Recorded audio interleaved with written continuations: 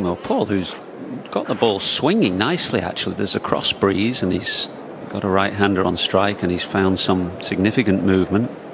Wonderful to see all these young talented players getting a chance. The third of this team who played in that World Cup winning side 3 years ago, alongside Hetmeyer and Joseph. Real sense that there's one or two very decent cricketers being given an opportunity.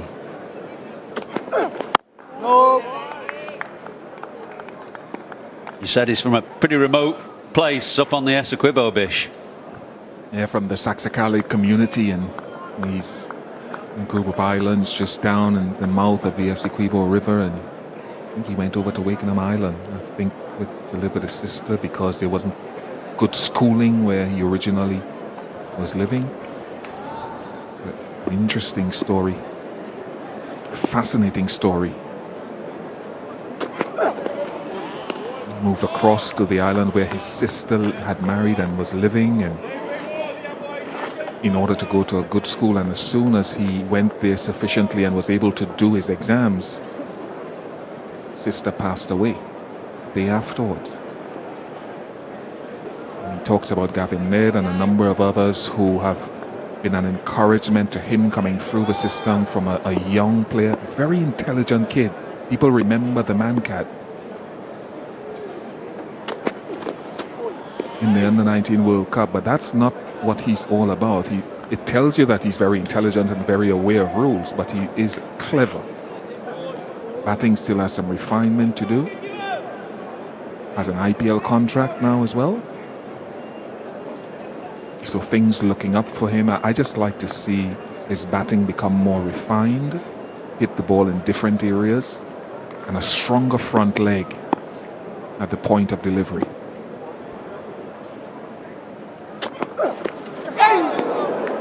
But he's slippery and he's clever and he does things with the ball. Yeah, this is excellent, isn't it?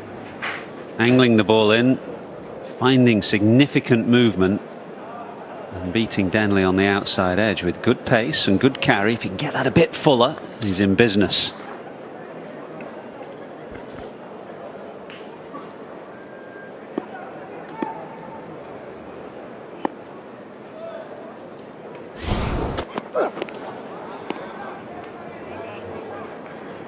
For 1.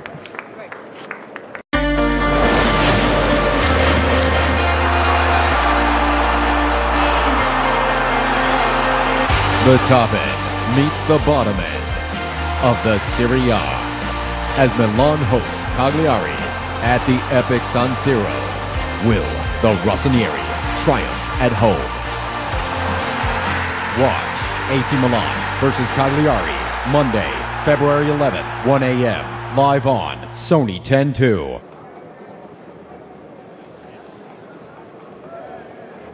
English supporters have frowned each venue that we've gone through for these test matches, and hearing their numbers in St. Lucia as well.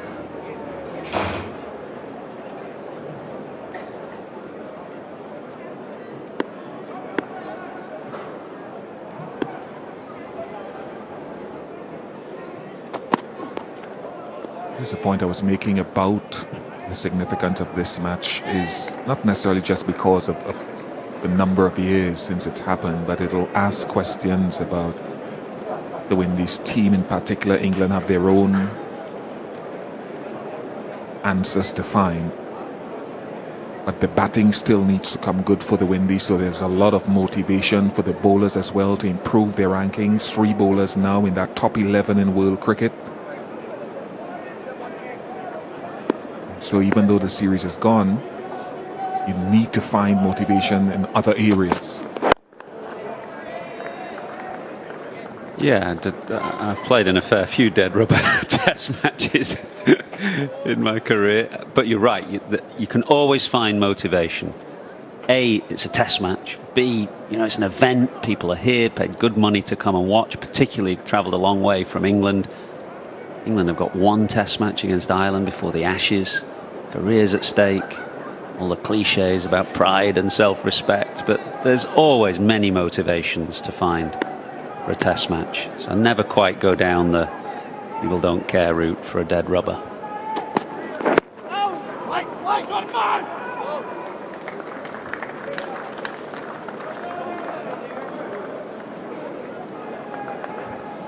Just like to see Alzari Joseph vary where he delivers from on the crease. He is getting the ball to swing, but sometimes to the left-hander, just consistently sending it down from wide of the crease on the return crease is probably asking the ball to do a lot.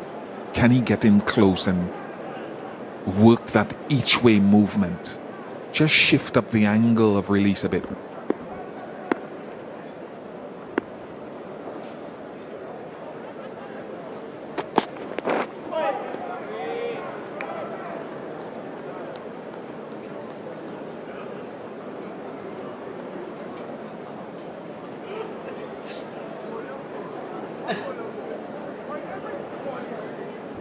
He's a bit of a joker.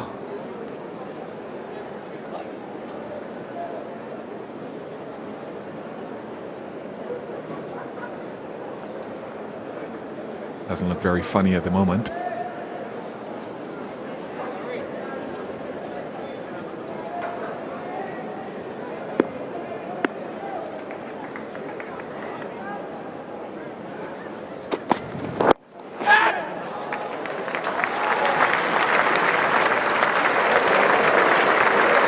Nifty footwork. Mikey Maros. Just wonder if there'll be any more planning in that short backward square area. Number of deliveries clipped in the air. Yeah, Hetmeyer is hovering there. He's about 15 yards behind square, behind the umpire. So in an unusual position, normally the man is just next to the umpire behind square, but they know Burns clips in the air because he gets that front foot so far across his stumps. Ball tends to go in the air just about where Hetmeyer is, maybe to his left at where the previous ball went. That's why he's in that position.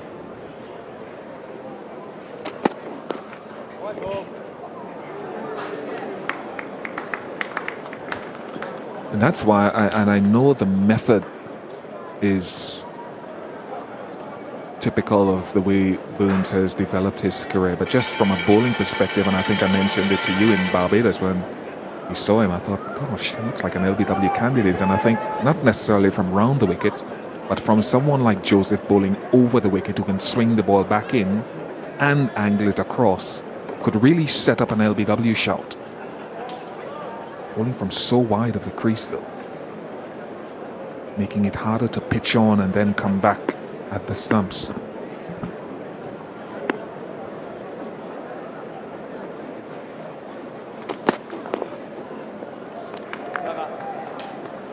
.43 for 1. UFC 234. Whitaker versus Gastelum. Tomorrow, 8:30 a.m. Live on Sony ESPN. Sevilla have all to play for as they look for a finish in the top 4. But Eibar are known to spring an upset. Will this be an easy one at home for the oldest club in Spain? Sevilla versus Eibar. Tomorrow, 11 p.m. Live on Sony 10-1.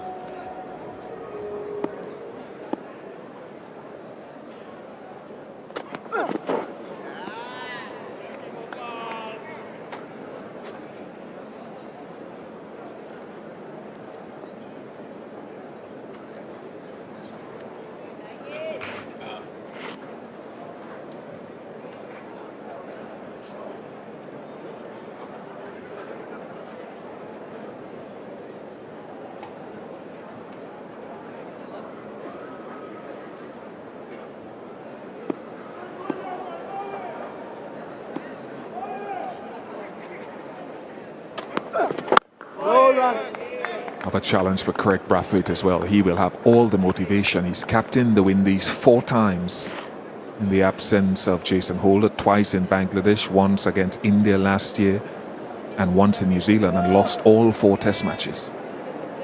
Not only that, but he averages 15 with the bat when he's been captain. So personally, he will be very motivated to try to right that record.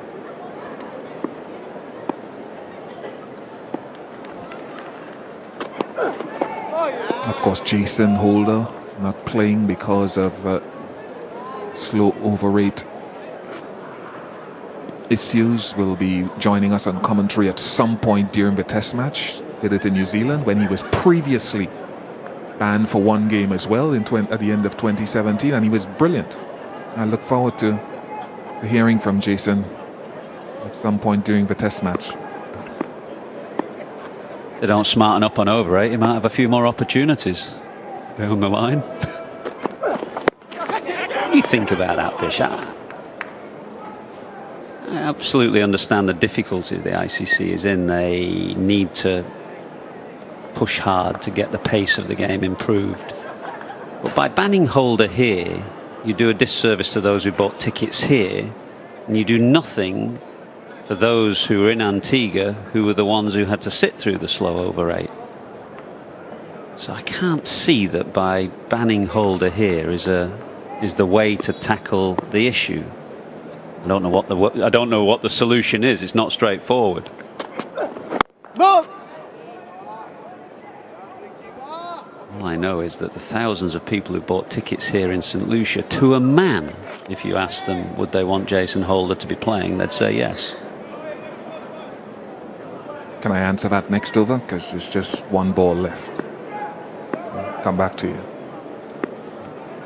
And are you sure to a person if you ask that question? Pretty much. Maybe one or two England fans only thinking about the result might demur. 43 for 1.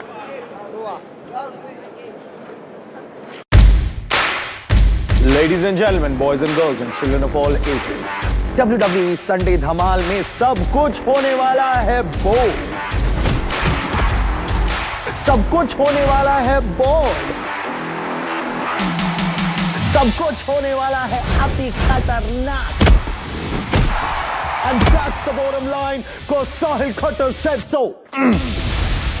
WWE Sunday Dhamal, Song 10-1, Song 10-3 on Maxpert.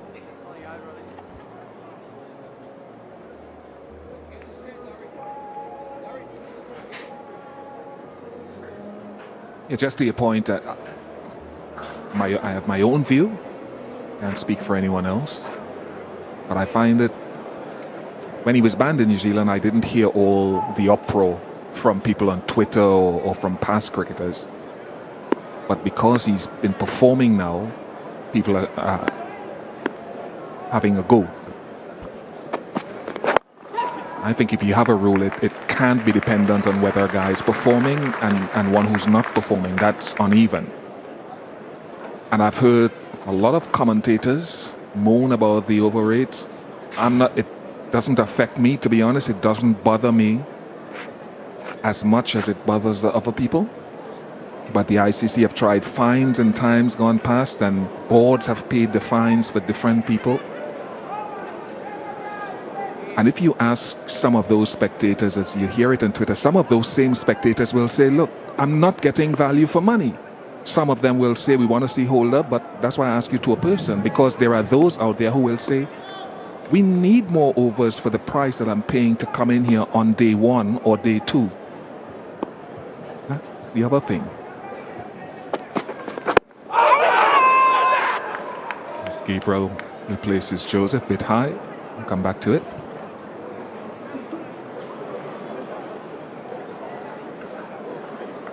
Yeah, Gabriel back for a burst in place of Alzari Joseph just before lunch. Well, nipped back quite sharply off the deck. There's been enough movement, but definitely too high. Denley either on his tiptoes or in fact mid-air when the ball struck him way above the knee roll.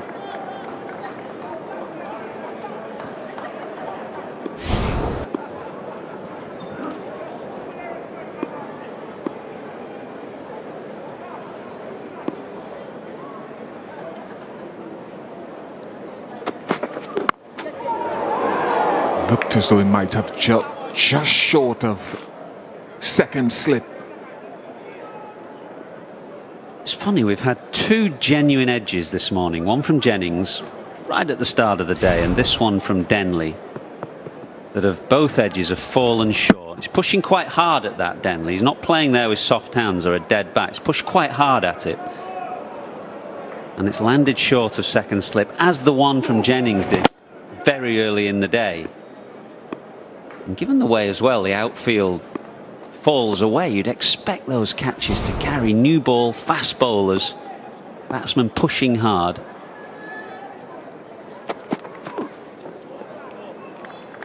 I just have the impression the pitch is a little too paced. Think of the one that burst through Roston Chase's hands at slip from Jennings. That really flew. But a couple have died.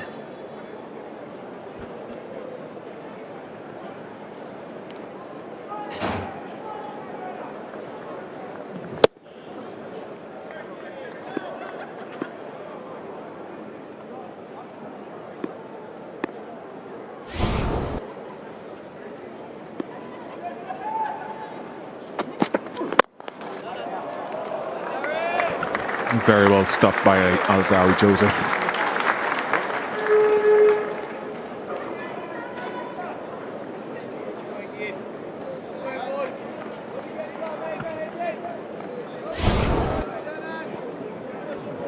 Another thing I hear a lot of people say the test match finished in 3 days, but the guy who pays for his wife and 2 kids to come and pays $300 on day 1, not necessarily going to come back on days 2, 3 and 4. So the ICC have been forced to say, look, that spectator needs value for his day's play, not necessarily over the test match. Sponsors and media as well. So it's a complicated issue. It's not necessarily as straightforward as people are making it. 44 for 1.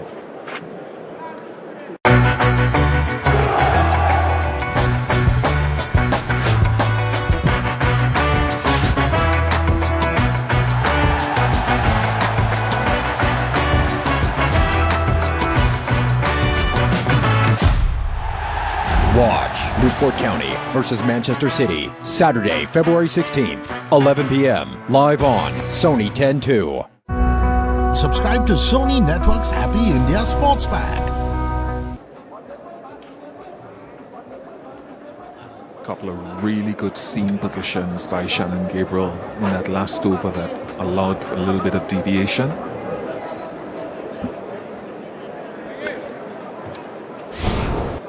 Last ball of the previous over, Denley shaping to pull at this shot. Remarkable, really. I mean, there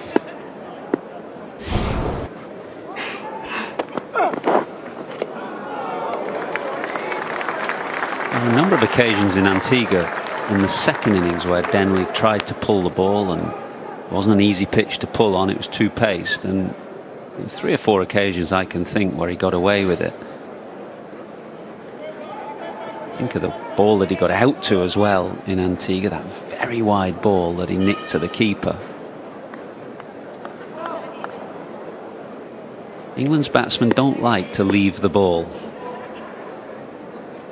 and that's a bit of a problem from time to time. He probably decided to pull as opposed to cutting because he cut a wide one and nicked it behind in the first innings in Antigua.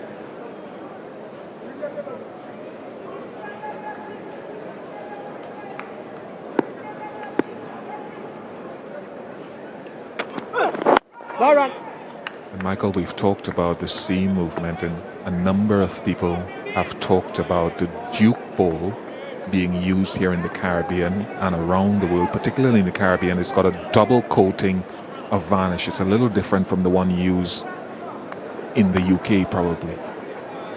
But they've talked about the Duke ball as bringing back a balance. But the Duke ball has been used in the Caribbean for 6 to 7 years now in test matches. So to me, it's not the Duke ball on its own, it's the pitches.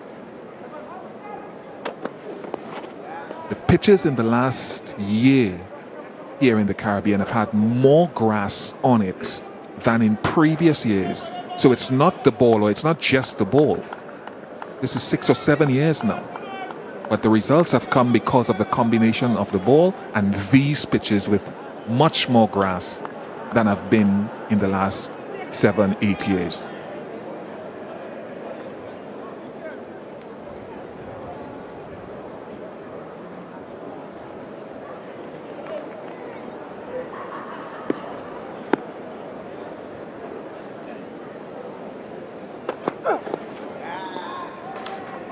I, for one, am so happy to see pitches that have got a bit of pace here in the Caribbean, because that will encourage young West Indian fast bowlers. And every country has a style of cricket of its own. And if you could say, what is the point of difference that West Indies have brought to world cricket over the years? It's probably a bit of flair with the bat, but also just fast bowlers.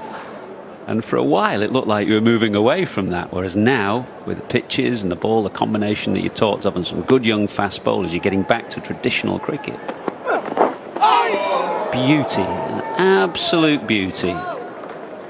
Turn Burns around, he's looking to work that to leg, and it angled in, moved away, 44 for 1.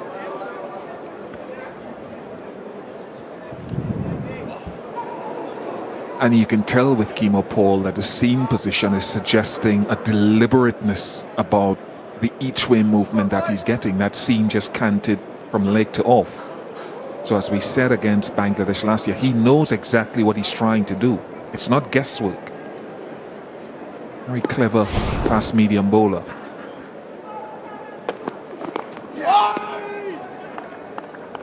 Came back the other way. 44 for 1.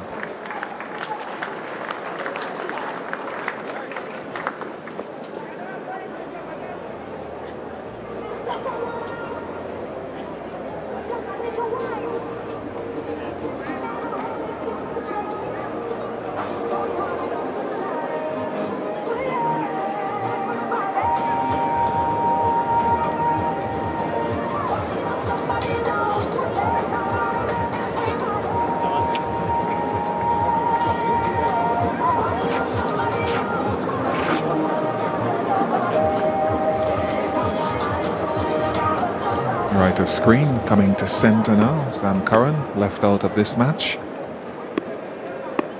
You can sense that if you get it in that channel, there'll be a little bit of a nibble from the batsman.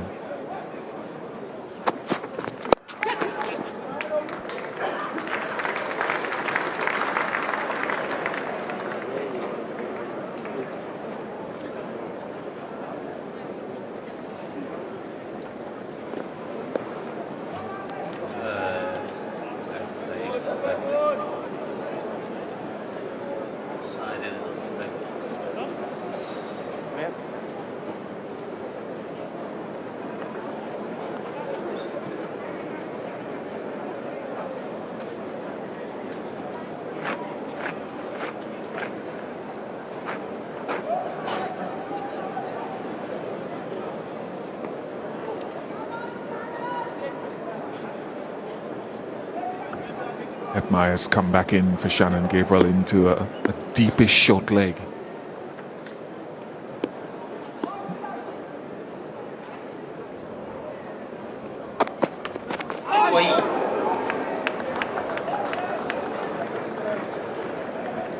Lively looking ball, that. 141 clicks from Shannon Gabriel, last over before lunch. That's what Burns has got to be telling himself here. 4 more balls, and he's survived a tricky session.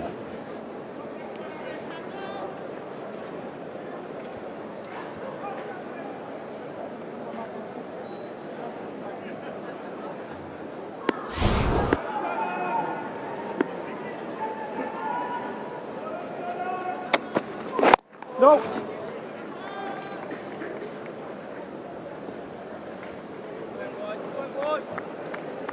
Here it's both.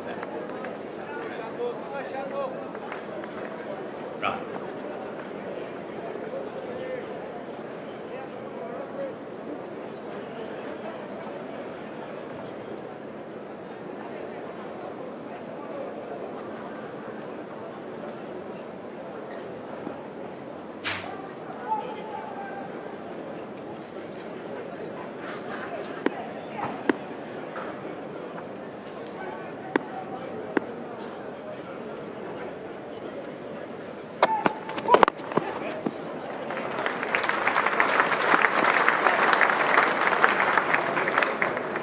Rajneesh Shah, scorer, tells me that there were 80 opening batsmen used in the county championships last year. 80. Can't find 2 or 1. My word, it's been an ongoing issue. And again, just touching on the point I made about West Indian cricket, you know, the great thing about West Indies cricket down the years has been fast bowlers. If you'd said, what's the one thing England have been good at producing over the decades? It's good, honest opening batsmen. You know, professional batsmen who can play the conditions and tough it out. That's really what English cricket has been known for. But the last few years, Cook aside, my word, it's been a struggle.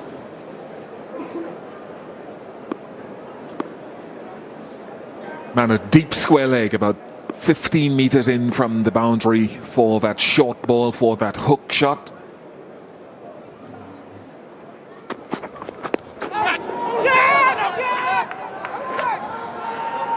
It's something. Dorich wants to know what it was. There was a noise. And he goes for the review. Directed from third umpire. Player review for caught behind. Original decision not out. We start with front foot.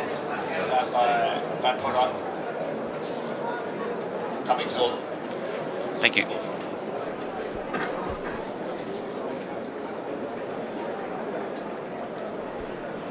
Just waiting for front foot, Rod. Fair delivery, front on spin, please. Nice and slow, please.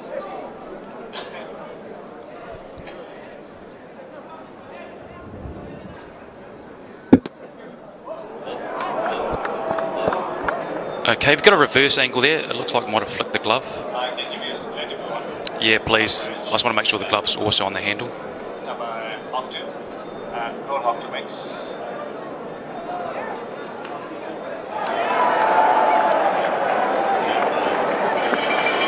Okay, got the bottom part of the gloves off the handle, which means it's not out, but I just need to confirm that the glove thumb.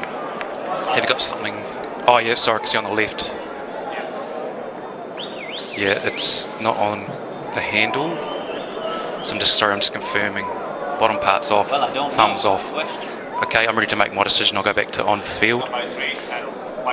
Rod, the glove is off the handle, so therefore it's not out. So I'll get you to stay with your on-field decision of not out. You're on screen now. No, by a hair's breadth, because as you heard from the television umpire, the hand was off the bat when the ball hit the glove. Not that Shane Dorich and Shimron Hetmeyer would have known that. In real time, they would have thought, and credit to them for knowing that it was glove rather than hip, but they could not have predicted the hand marginally off the bat. England supporters would recall, no doubt, the Edgbaston Test match of 2005, a famous Ashes game when there was no recourse to the third umpire, and it won them a Test match right at the end.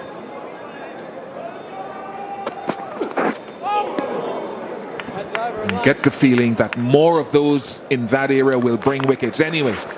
It's the end of the session.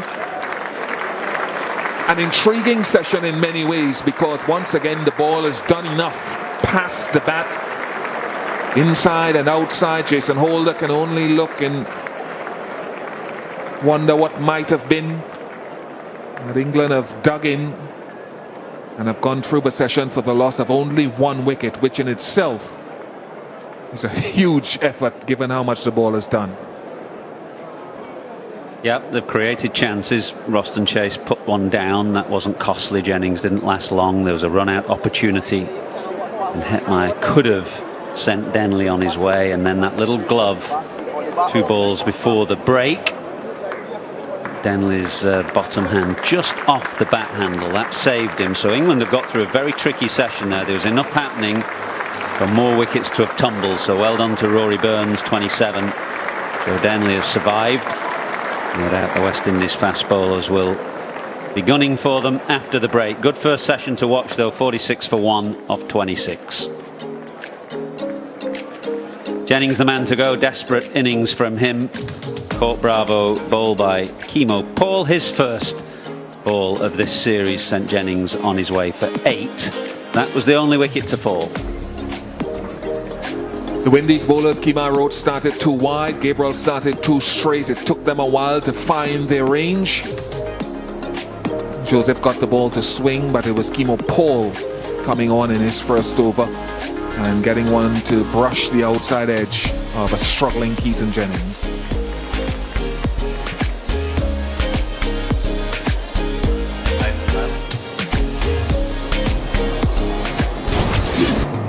Highlights of the morning session, there was an edge from Jennings customarily, but it dropped short. And LBW that wasn't reviewed, that had it been, would have been the end of Keaton Jennings, so he lived a charmed life for his little surgeon at the crease.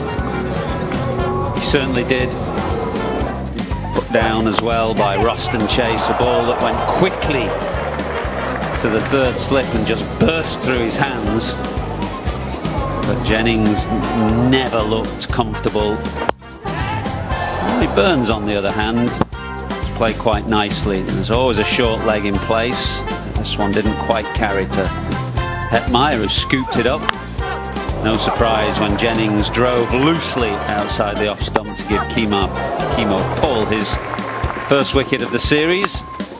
And that was that as far as the West Indies are concerned, but a few chances created. That was 2 balls before lunch. There was a glove. It was Hetmeyer at short leg and Dowrich, the wicketkeeper, who knew that there was a glove, but what they couldn't possibly have known, was that the glove was off the bat handle. So Denley survives. An entertaining morning in many ways on this lovely island of St. Lucia. 26 overs bowled, 1 wicket for 46. Slow progress, but very, very entertaining.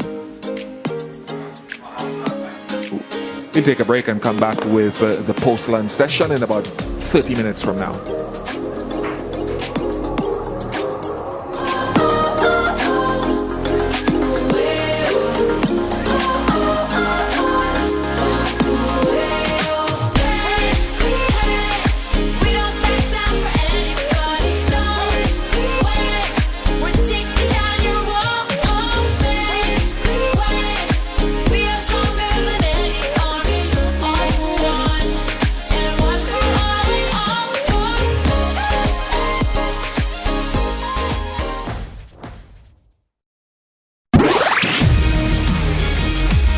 This is Sony Picture Sports Network, and you are watching Sony ESPN HD.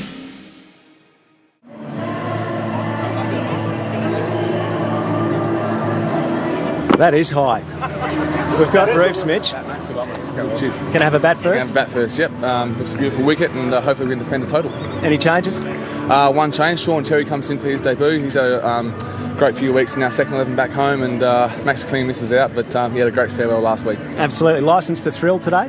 Yeah, it is. We've still got plenty to play for. We've got the wooden spoon and obviously a lot of pride in this jumper, so hopefully we can perform today. That's the scene at the Adelaide Oval. Light breeze, predominantly blue sky, and the news from the toss, Mitch Marsh electing to bat, and the strikers come out onto the Adelaide Oval ahead of this contest this afternoon, which pits 2 teams that have been successful in this competition. Last year's winners up against the perennial champions, it seemed, in the Scorchers, but this season has not gone according to plan for either, and they are keen to end a disappointing season on a positive note today. Travis heads back into the strikers lineup. We go through the usual formalities with the youngsters before we get underway today. What can the Scorchers muster at the top as they try and get away to a good start here, lay the platform for a big total. O'Connor's got the ball for the strikers. Brad Hodge and Dirk Nannis are alongside me in commentary.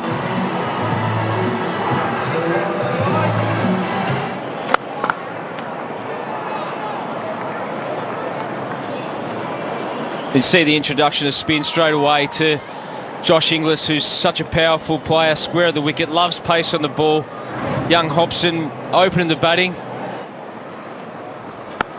That's there to be hit, and I reckon he's picked the gap as well.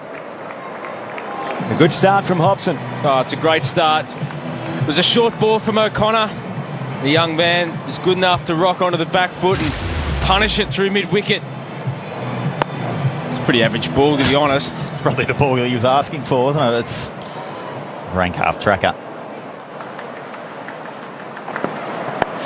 He pulls on this occasion just over the top. Wells just needed another centimetre or two.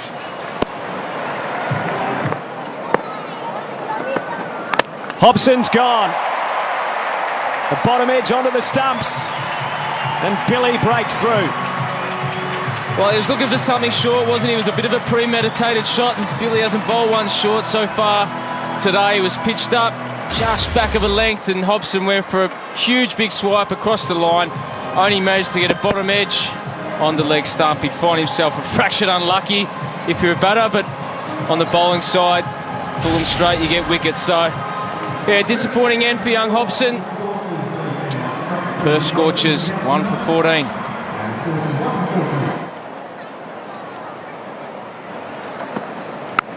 That is hit very high out to the deep. I think that's going all the way.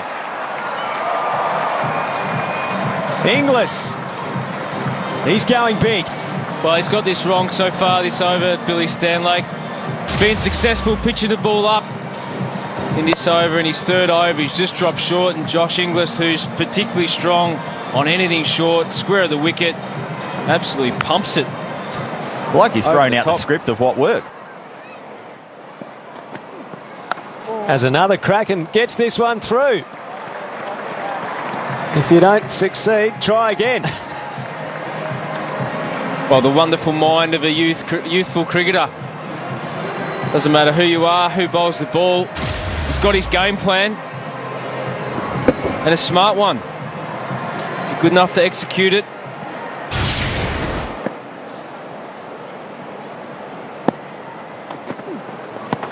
Wrapped him on the pad there, big shout. He thinks it's out, and so does the umpire.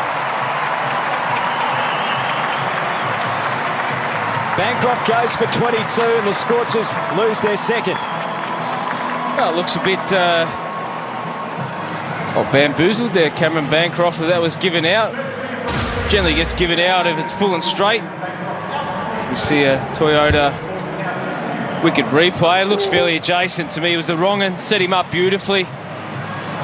Hardly even needs to turn around and look at the umpire.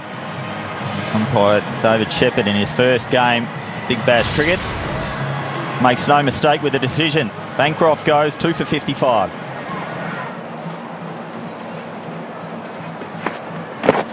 That's wrapped on the pad as well, and given. And Benny Loughlin's leaping for joy. Too much to dispute with this one either. Looked to be cannoning in leg stump. That's a massive wicket for the Adelaide Strikers. Benny Loughlin in his 50th game. Very well bowled. Turner a long way back in the crease. And no real need to turn around and have a look at the umpire for that one, because if you're not giving those, probably not deserving to be out in the middle. Very easy for the umpire. Turner has to go first ball, 3 for 56. Oh, Marsh has hit that with some authority into the crowd and taken as well. Sure hands. Well, this is why Mitch Marsh could be such an effective player in the short format. Doesn't look like he even really tries to hit it that hard. He's just got so much power. Sends it sailing over the fence.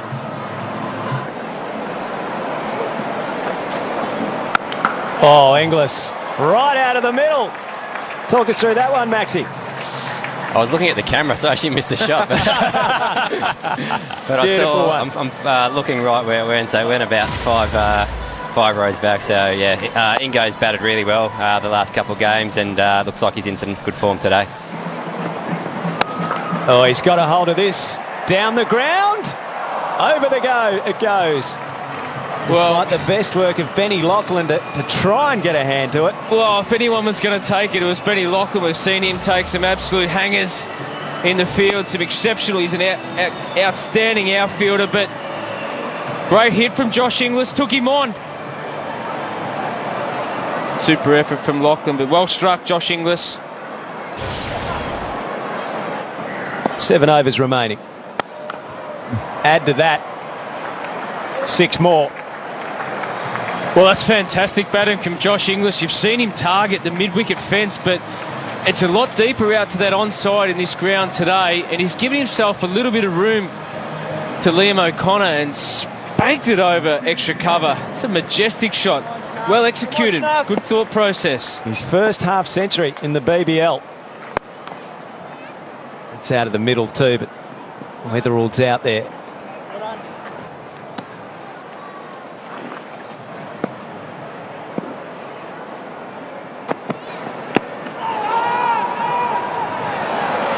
Oh, it's hit and he's gone.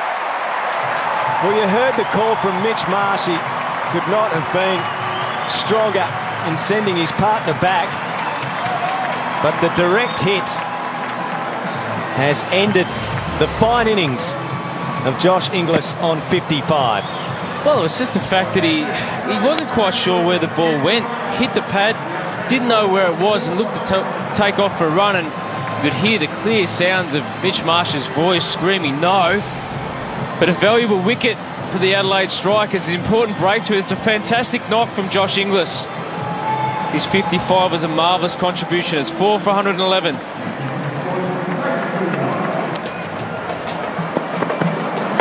Ball to Nile, wristily played, over the top, 6. Welcome to the middle, Nathan Coulter-Nile. Welcome, big fella.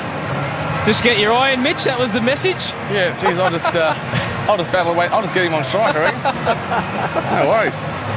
He's actually been awesome to watch him bat the way he has this summer, because the whole winter I was obviously home through injury, and I watched him do this every net session, and he's played some really good innings for us. Oh, Coulter-Nile goes straight down the ground, and he's got every bit of it again. So after an indifferent start, it's clicked, hasn't it? I mean, you're looking at a total, what hoping for around 180? Yeah, hopefully. I mean, it's a really good wicket, so now that these 2 big hitters are in, I'm sure we can get up around that mark, and it'll be a good total on this wicket. Josh, well batted. Thank you very much. That's massive. Coulter-Nile has hit it a mile, and the catching on that occasion not quite as good as we saw before. Well, it's This man fantastic is on striking, fire. boys. Absolutely fantastic striking. I'm not sure about this tactic when you know that Coulter-Nile's been sent out there to absolutely slog every ball, and you brought a medium part-timer on, Cameron Valente. There's surely better options out there. Oh, this has gone up. This is a chance of a catch. Deep mid-wicket comes in, and it's held. Johnny Wells right in front of his eyes. And Coulter-Nile's blast fest is over. Well, he's done his job. It's a quick fire, 25 off 8 balls from Nathan Coulter-Nile. He's really got this back end right where they want it. It's there to be hit too. It was short of a length. He tried to target that mid-wicket boundary where he's been looking straight, and is well taken by Johnny Wells. We've seen him put one down earlier today, but the injection of Coulter-Nile's work for the Perth Scorchers. He goes for a fantastic quick fire, 25. It's 542. That is through. Don't reverse sweep the wrong end. Well, really tough ask for the young kid to come in and play against Rashid Khan, superstar in the competition. Comes in with only a couple of overs left, and well, it's not easy to try and take him down, so it's a good lesson for him in this form of cricket. Really tough to come out in the latter overs, find your feet, but goes for 4. Perth Scorchers 6 for 156. Oh, that's a full toss, and that is absolutely smoked into the Sir Edwin Smith stand. Probably can't get away with a rank full toss, regardless of the line you bowl it. Mitch Marsh, well, jumping all over it. That was good batting. He knows that the tactics we've seen from Lachlan and Siddle have been to push the ball wide outside off stump, and him moving across to the off stump drew the error from Siddle. He couldn't adjust and went crack. He got a full one. and he'll only collect one. Will they come back for two? No, it's too risky. And that's a half century for Mitch Marsh. His first of this BBL season. And the total is posted at 6 for 174. The Scorchers winning the toss and batting. Mitch Marsh making 50 off 41 balls. 4 fours and 2 sixes in his knot. And the victory target for the Strikers will be 175. Call your cable or DTH operator now and subscribe to Sony Network's Happy India pack starting ₹17 per month, and you get to see all the sports, English movies, kids and infotainment channels. Ladies and gentlemen, boys and girls and children of all ages, WWE Sunday धमाल में सब कुछ होने वाला है बोल. सब कुछ होने वाला है बोल. सब कुछ होने वाला है अति खतरनाक. And that's the bottom line, because Sahil Khattar said so. WWE Sunday Dhamal, Sony 10.1, Sony 10.3 और Max पर. Subscribe to Sony Network's Happy India Sports Pack. Sevilla have all to play for as they look for a finish in the top 4. But Eibar are known to spring an upset. Will this be an easy one at home for the oldest club in Spain? Sevilla versus Eibar. Tomorrow, 11 p.m. live on Sony 10.1. Subscribe to Sony Network's Happy India Sports Pack.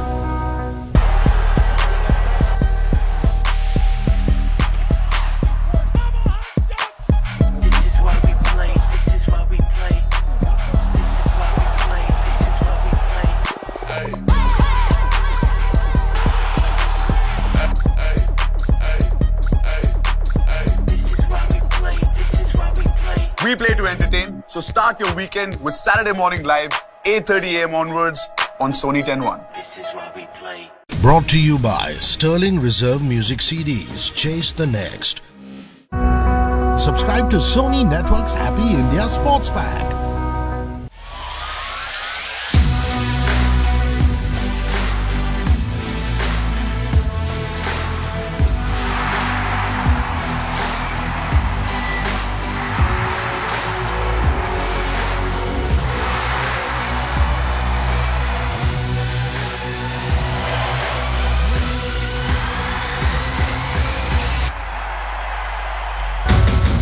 Subscribe to Sony Network's Happy India Sports Pack. दुनिया भर के बल्लेबाजों की रातों की नींद उड़ा दी इस रबाड़ा ने. सरदार, ये स्टैन और फिलैंडर भी तो उनके सपने में आते हैं. पर ये चुनौती चाहे कितनी भी बड़ी हो, मुकाबला करना हर खिलाड़ी का धर्म होता है. Sri Lanka Tour of South Africa starts 13th February, live and exclusive on Sony ESPN. Here come the Scorchers, having posted their third best score of the season. 6 for 174. And the Strikers, some firepower in that lineup. They will be hell-bent on chasing it down. None of these sides. Last year's winner, the Strikers, the 3-time champion Scorchers, neither will want to be locked to the bottom of the table come the end of the season. Great to have Dirk Nannis and Brad Hodge alongside me. Alistair Nicholson in commentary for you. Get the sense, men, that we're in for some entertainment here. That's a nice total to have on the board with the team chasing. That's a good middling total on a very good wicket. Adelaide, traditionally quite a strong scoring ground. I think the Scorchers bowler is going to have to bowl very well. They're going to restrict the Strikers. Carey and Weatherald in some pretty stellar form of late. Berendorf, Coutinho. Matt Kelly's been impressive in his bowling. Bowled full and straight, got a good Yorker. None better than Jason Berendorf though with the new ball. Weatherald did have that knock in Hobart a couple of starts ago, but other than that, for a while it's been slim pickings. The way he hit the ball in that Hobart Hurricanes game is quite extraordinary. Will we see a flow on from here?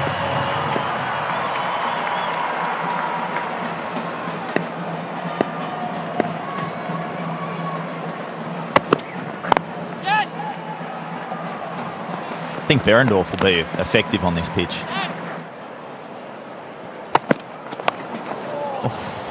Carey gets his very fine. And there's the first boundary for the Strikers. Carey just shuffling across his stumps. And that ball didn't miss by too much, but was a little bit leg side. Well played. As a bowler, if you see the batsman moving so early, it makes you change your mind about what you're going to bowl or the line you're going to bowl. That's in the air, out to the deep and beyond. Weatherall and Carey getting a nice little opening here. Well, you don't see Jason Behrendorff get taken down at first over too often at all, but Alex Carey wasn't even that short. He just got underneath the ball and helped it over square leg. Timed it beautifully. Look at that whippage with your hands. You've got no right to get hit for 6 off that ball. Weatherall frees the arms here. And he thrashes it into the stand. Well, you don't expect to get hit over there. That's a remarkable shot. A bit of wit. And Weatherall feasting all over that. And it's a long way over the fence as well. Well, over-pitched and width to any left-hander is going to probably cause dramas, but that's...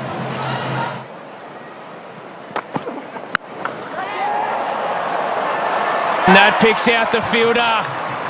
Huge wicket for the Perth Scorchers. Jake Weatherall holding out to deep mid-wickets. They needed that. It's 1 for 37. Well, trying to drag this from a long way outside the off stump. Trying to keep this scoring rate going. Just managing to pick the fielder out. A few yards either side, and that would have been over the fence. Such was the force of the shot. Well done, Kelly's tried to bowl all sorts of slower balls in this over. Finally get some reward. Weatherall to go, 1 for 37. That's a full toss that's whacked away. Another boundary for Carey. Well, you could hear the shout of no from AJ Tye. It was a full toss on leg stump and got exactly what it deserved.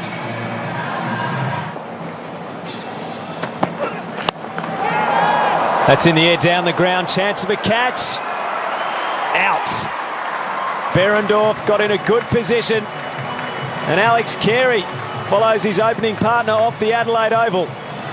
He's out for 27. Well, it was the change of pace we talked about, yielded the wickets. That's the strength of AJ Tye. Alex Carey continuing to push the boundaries, push hard.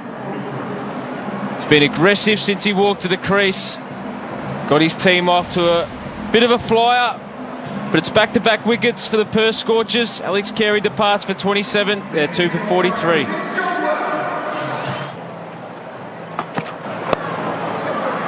Nicely played. Wells gets it behind square. His chase might be in vain. Well, that outfield is absolutely lightning, Dirk. Value for shots. Like Kelly also in that first over, even those wides that are down leg side, and he's bowling that slower ball down leg to try and get the ball right up in underneath the eye line on that leg stump. You don't mind a bowler sometimes when he's trying to hit the extremes of what's allowable in terms of your line to be able to... He goes over the offside. He might be caught here. He is. The catch is taken in the deep. And Travis Head, he's made 10. They needed more from him. Well, he just didn't get going, did he, Travis Head, in this innings? Come out, tried to up the ante against Nathan Coulter-Nile, who's probably a little bit better than what he faced in the Test series. But look, disappointing for Trav. He would have loved to finish off with a quality knock out the middle of his beloved Adelaide Oval for these fantastic Adelaide Strikers fans, but his BBL finishes, and the Adelaide Strikers 3 for 64.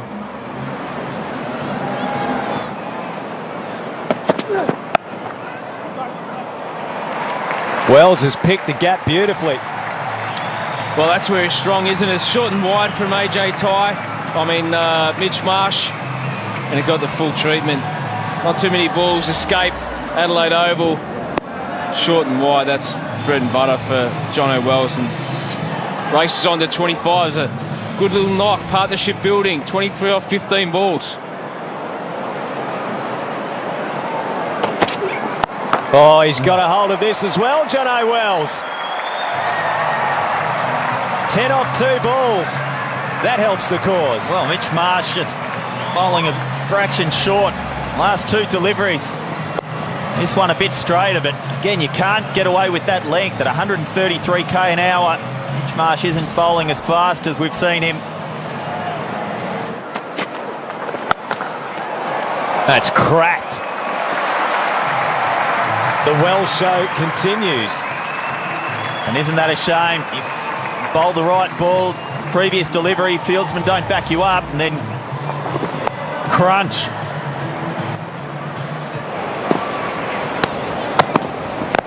Oh, jeepers. Nielsen nails it. Well, it probably wasn't pleasant viewing from where you are, Cam, but that was a very clean strike. Just, if you could take us through the fielding earlier that we saw. Let's have another look at this 6 first. Nice shot. Nielsen's first 6 in BBL cricket. Not a bad one either. AJ Tye with the old foot stop. Wells thrashes that again. That's some way to bring up a half century. Well done, Jono Wells. Fantastic knock. Enjoy your moment. Celebrate with the crowd. He's absolutely been punishing on anything with ball speed today, Jono Wells.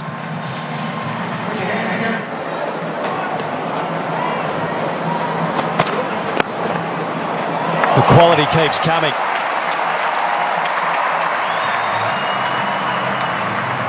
Well, AJ Tye looks despondent. It's not that far away from bowling a good ball there. When you're bowling to a man in form like Wells is, just earned on the half volley line, and when you're on length rather, and when you've got that sort of width, any bat on it's going to beat the man at point. Good luck if you're at point trying to stop that delivery.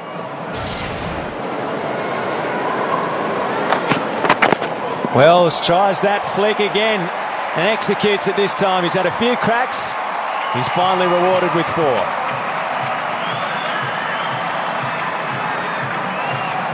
It's a great shot, anticipating that the ball was going to be pulled. He's tried to play this a few times today, hasn't succeeded. Watch how late he goes. It's quite difficult as a bowler to try and manufacture or change your length to reflect the stroke that the batsman's trying to play. Wells is gone. That might help things for the Perth Scorchers. The key man goes. Well bowled, Coulton Isle. Again, he's shown his ability to take wickets at crucial stages of games. And again, the slower ball. Wells trying to force the pace, keep that scoreboard ticking, not wanting it to go into the last over. And now what does that mean? Can the Scorchers dare to dream?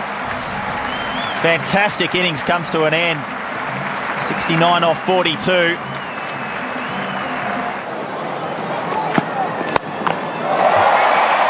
That's just splendidly struck. Nielsen playing like he's played 100 BBL games.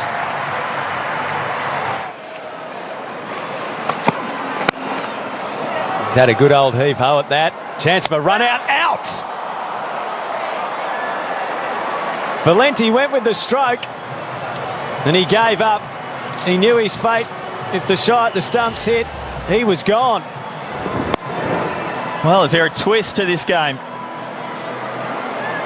All it needed was a direct throw, not even in the frame. And one of the rare times he was out by so much, one of the rare times you don't go upstairs.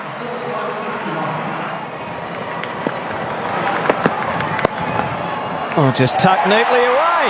That's not what we're expecting. They'll come back for 2.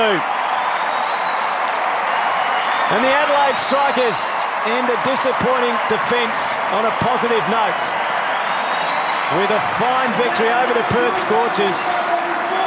They chased down the 175-run total with 4 balls to spare.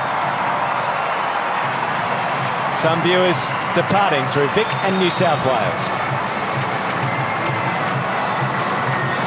Well, Rashid Khan, we thought for all money was going to belt one over the fence to bring out victory, but that was just a neat tuck through mid-wicket.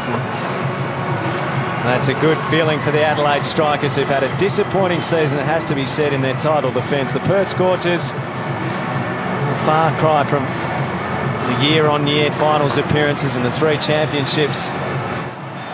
It looked a good total from the Scorchers, 6 for 174, set up by Inglis with his first half-century in the BBL. Mitch Marsh as well made a half-century. Coulter Nile, 25 off only 8. In reply, John O'Well superb with his 69, and Nielsen, a knock to remember. He's going to be a long-term part of this team, you would expect. The Strikers by 5 wickets.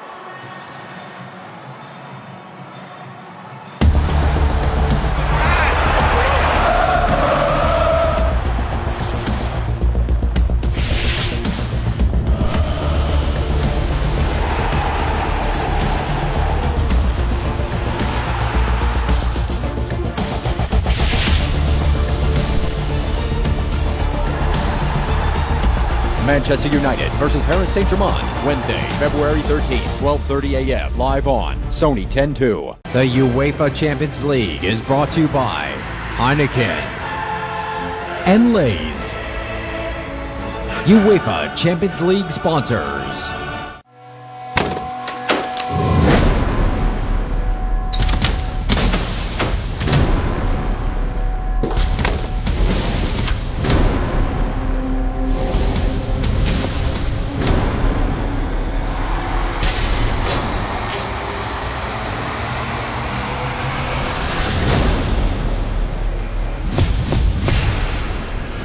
It's every man for himself. We'll be crowning the Women's Tag Team Champion. You want a WrestleMania moment? You gotta win this match. WWE Elimination Chamber.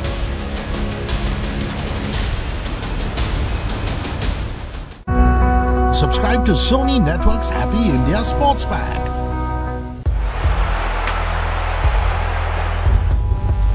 With their lead cut to 9 points, the yet unbeaten Juventus will look to keep their perfect record intact. Mid-table tusslers, Sassuolo, will put up a fight for every yard and every point that can be won on the pitch. Watch Sassuolo versus Juventus tomorrow, 10:30 p.m. live on Sony 10-2. Subscribe to Sony Network's Happy India Sports Pack. Watch an edge-of-the-seat thriller. Calicut Heroes versus Blackhawks Hyderabad. Tomorrow, 6:50 p.m. Rupee Pro Volleyball. Live and exclusive on Sony 6 and Sony 10-3. Presented by One Life, One Rupee. In association with Peter England, Bank of Baroda, India's international bank, and Nippon Paints, international quality high-tech paints. Official sponsor, Come Play Win. MyTeam11.com, Gulf Pride 40+. And Penna Cement, building quality relationships.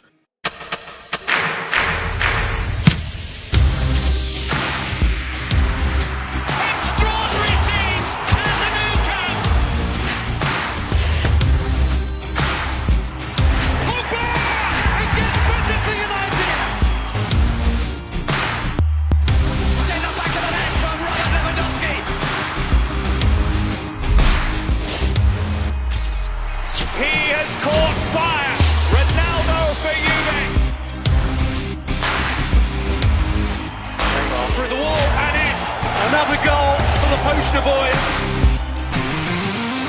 And Real Madrid are undoubtedly champions of Europe. The top teams, the best players, they're all here. Round of 16 starts, 13th Feb. The UEFA Champions League live only on Sony 10-1 and Sony 10-2. subscribe to Sony Network's Happy India Sports Pack. This is Sony Picture Sports Network, and you are watching Sony ESPN HD.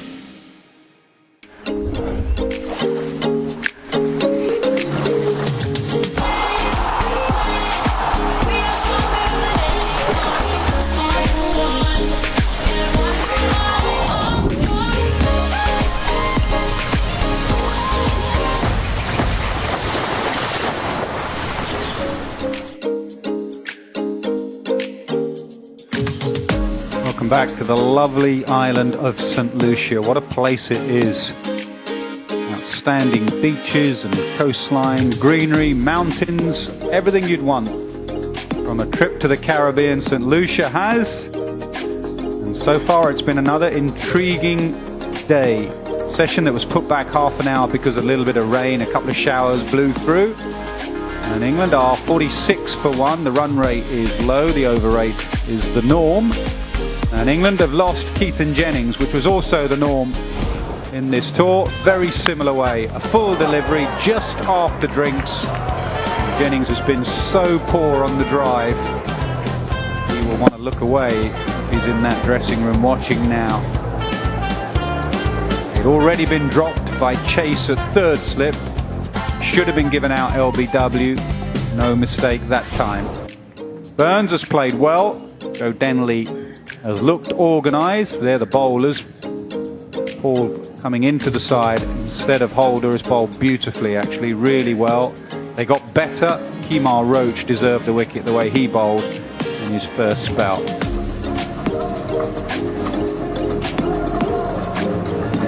Burns has looked organised as he has done throughout the series. His reputation has grown. Now he needs to go on and get a big score. There's a test 100 to be had. On a surface that's good. There's a bit in it for the seamers, definitely, but you can also bat on it.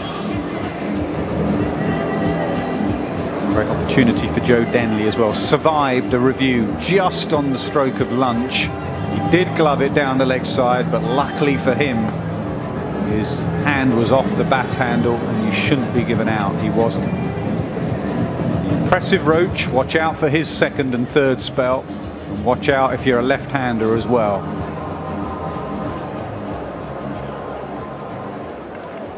Four slips waiting. Umpires are just checking if everyone's ready. Which they are. Just about to have this second session.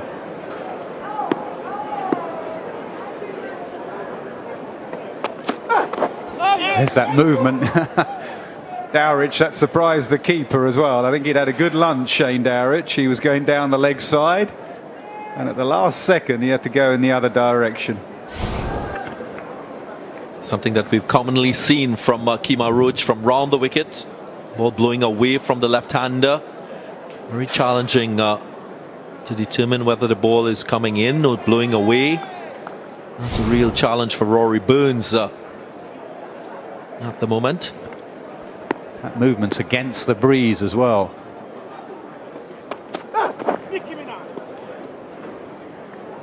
Some of the grounds he's used the breeze perfectly to get it going away from the left-hander. On this occasion the breeze is actually coming from a roundabout gully and he's still getting movement. You can see there, that's a roundabout gully where the left-hander, maybe even a wide third man, keeps panning back. You'll see Roach is getting the movement away into that breeze. Highly skilled against left-handers.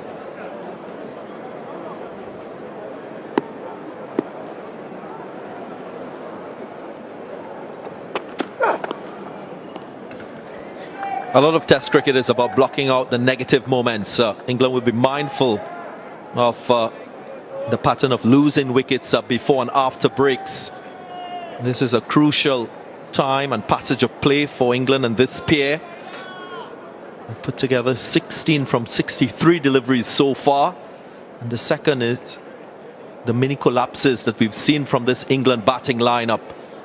We've seen it in the first Test match when they were shot out for 77. And yet again in the second in Antigua.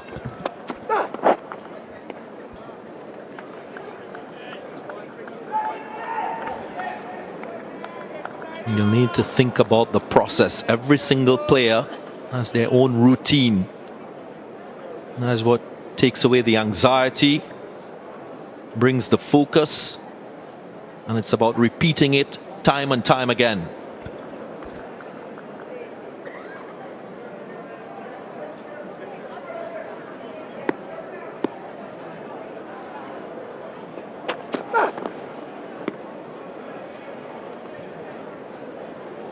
Bowled beautifully for the lefties in this series, round the wicket generally. Had a bit of luck in Barbados against Burns, but he doesn't just move it away, he can bring it back in, and they've all struggled around about off stump.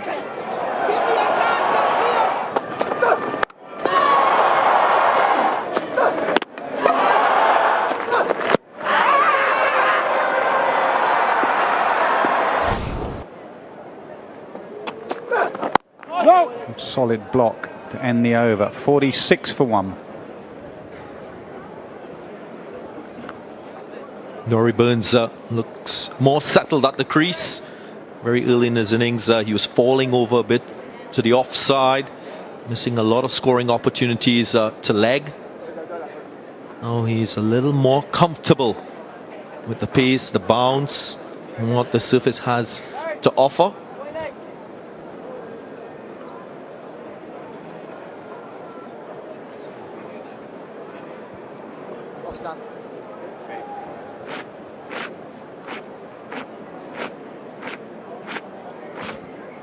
Shannon Gabriel from the other end. 2 men out on the hook. Joe Denley at times has looked a bit flappy on that hook pull shot. He was dropped by Brathwaite in Antigua on the hook, and the West Indies are saying we're not convinced, and our biggest, strongest bowler is going to test you out as well.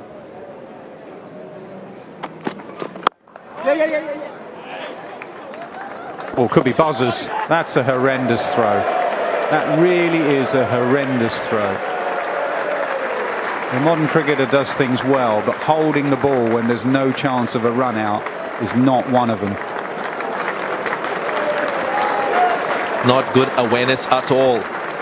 Not a good start for the West Indies post-lunch. 50 up for England. As Shannon Gabriel gesticulated, there was no need for that. Well, I watch them in training every day. And every day in training, when they get a ball in their hand, they throw it. Every drill they do, when they get a ball in their hand, they throw it. At no stage do they train the brain to hold the ball when there is no chance of a run out. Gabriel not amused. This is a good change as well. On a number of occasions, Rory Burns has clipped it because of that funny twirl of his bat. And short leg has gone into a leg gully. That's a better position for Burns.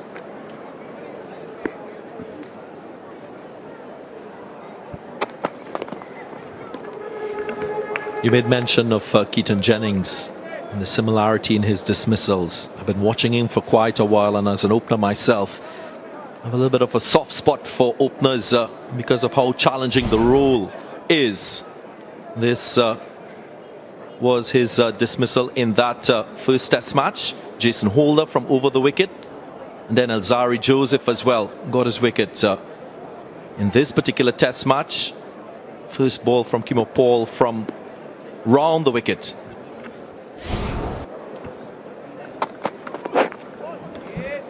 And I just want to compare this to what we've seen from the most prolific batsman in this test series, Jason Holder. Just have a look at how he plays a similar type of delivery as a right-hander. Tries to hit the ball squarer, more to cover point than extra cover. And look at that bottom hand. Loose on the bat, not gripping it. Having the ability to adjust the blade of the bat to hit the ball squarer if it's wider. So it's something that Keaton Jennings might want to improve on, to improve his offside play, his ability to drive the ball.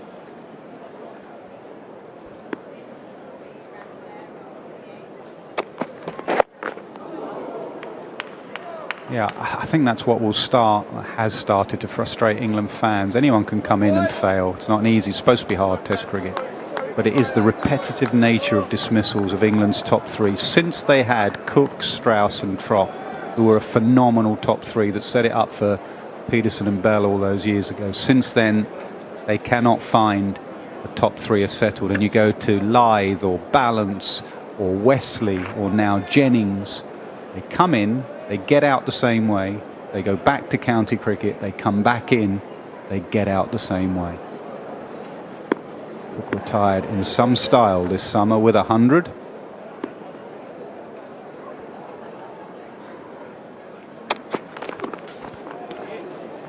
Marcus Trescothick is another one who's been a constant at the top of the innings for England in the past.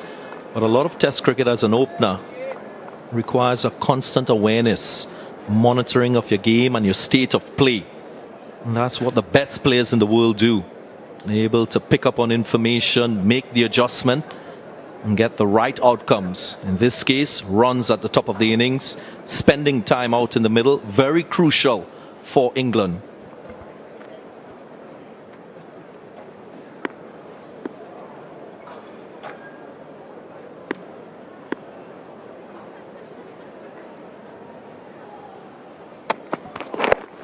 There is that leg gully definitely in play. 51 for 1.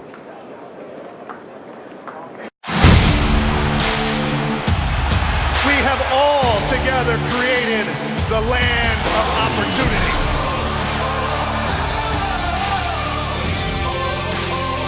SmackDown Live is now the A show. Bow down to the Queen. SmackDown Live is the house that AJ Styles built.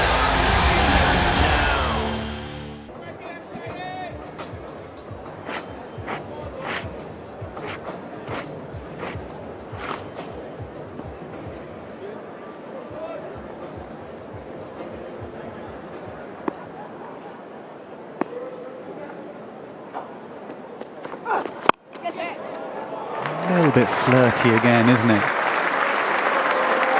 Just after lunch, the point you made. It's a boundary for it though. He's played a lot of wide ball cricket, as mentioned during the course of this series. Joe Denley has a natural instinct to go after the ball. Luckily for him, he gets a fair amount of bat. It goes beyond that field at backward point. But again, risky. Is that the right shot in the situation? Should he be spending more time getting accustomed to the surface and getting settled in this format of the game? Noticeable how much further forward he's tried to get here than in the last game, standing a little bit out of his crease and getting forward. Roach might have noticed that, and the odd bouncer will come.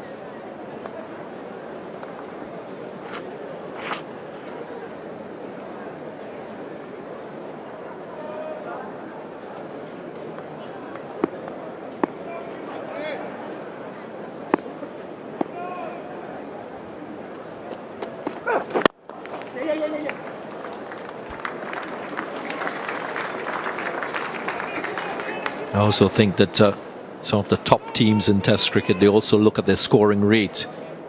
Players sometimes feel that pressure of not scoring at a quick pace and thinking that collectively they're a better team in terms of the rate that they're scoring at.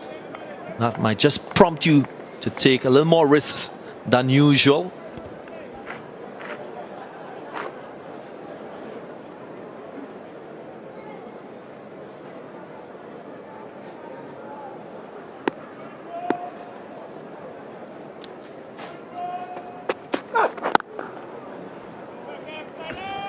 You look at teams like India and South Africa. In this format of the game, they score in excess of 3 runs per over. And that is what they've grown accustomed to.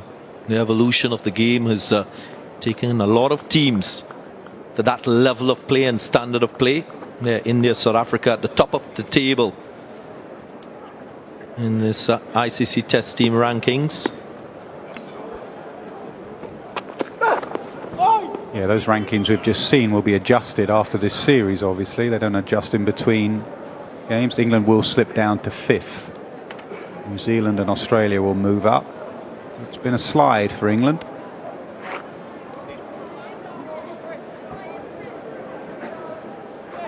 The Windies will not move. They'll stay at 8th.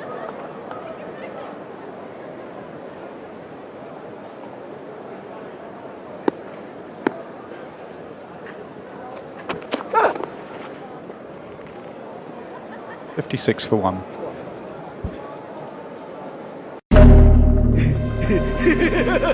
दुनिया भर के बल्लेबाजों की रातों की नींद उड़ा दी इस रबाडा ने। सरदार, ये स्टैन और फिलैंडर भी तो उनके सपने में आते हैं। पर ये चुनौती चाहे कितनी भी बड़ी हो, मुकाबला करना हर खिलाड़ी का धर्म होता है।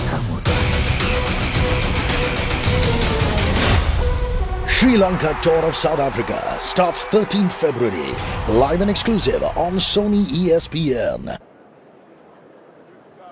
Try and keep control. It's how England have played, actually. Strauss was first to start it, get control of the situation. Keep an eye on that run rate. Various captains have tried to keep it going.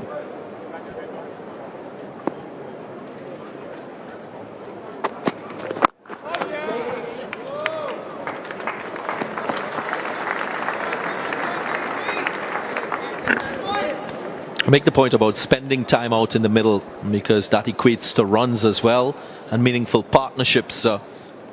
That is an area of the game that England has fallen behind in this test series.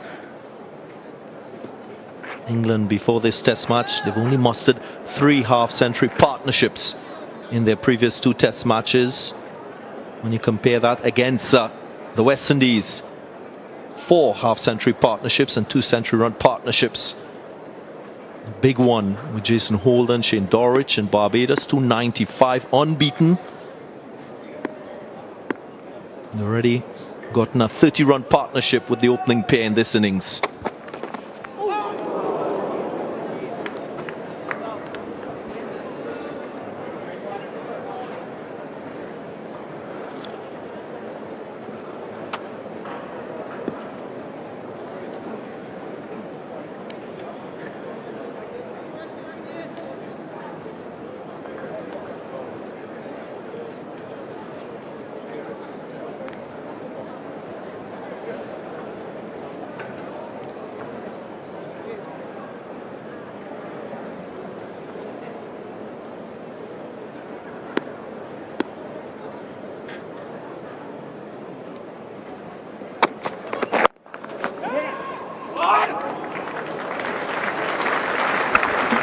Very good awareness, good cricket by England.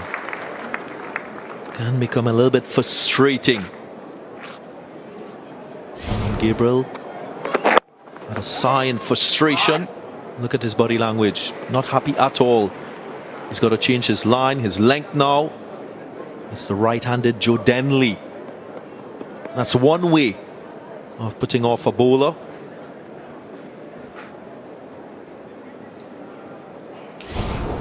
Denley has that little look. Try and tell the bowler or the captain that you're not looking and you're not worried about the 2 men out and you don't think the bouncer's coming. But he had a little look at the 2 men out and he's got to decide what he's going to do. And Gabriel does eventually bounce him. Duck, that's a good option.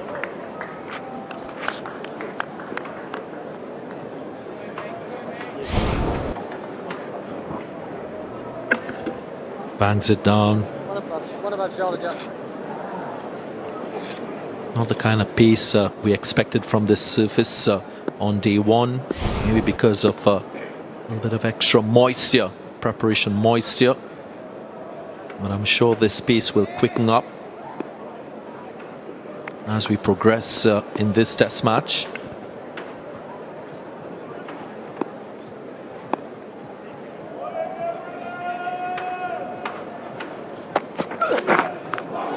Can he get a nip to it? He does, but I think he's just tipped it past the post for 4 and wide's given.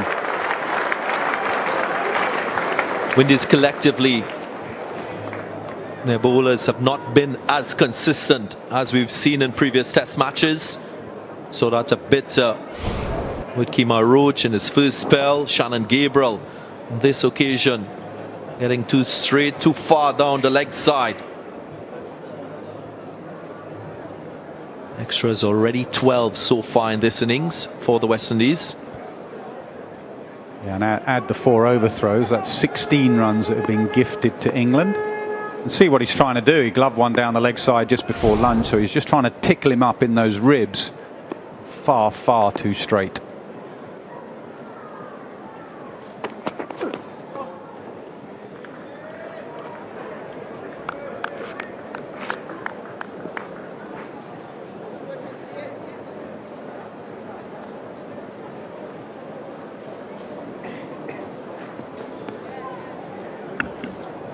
This is a crucial session for England with the bat.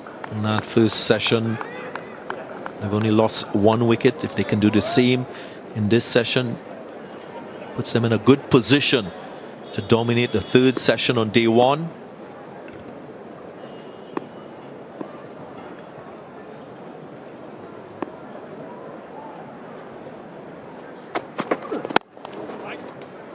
Yeah, nicely played, and they'll sneak a single, then they will keep the strike. 64 for 1.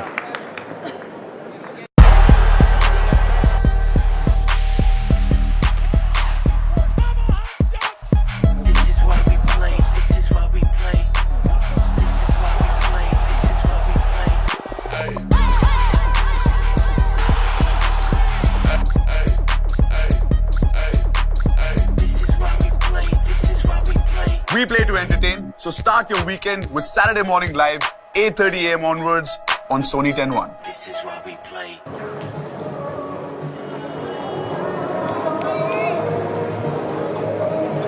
Now, can Roach get the ball to move away from the right-hander? He's got the breeze to do it. Yeah, he can. He can. He's a clever little bowler. He's got the in-swinger. Denley knows that. Highly skilled bowler, using the breeze perfectly.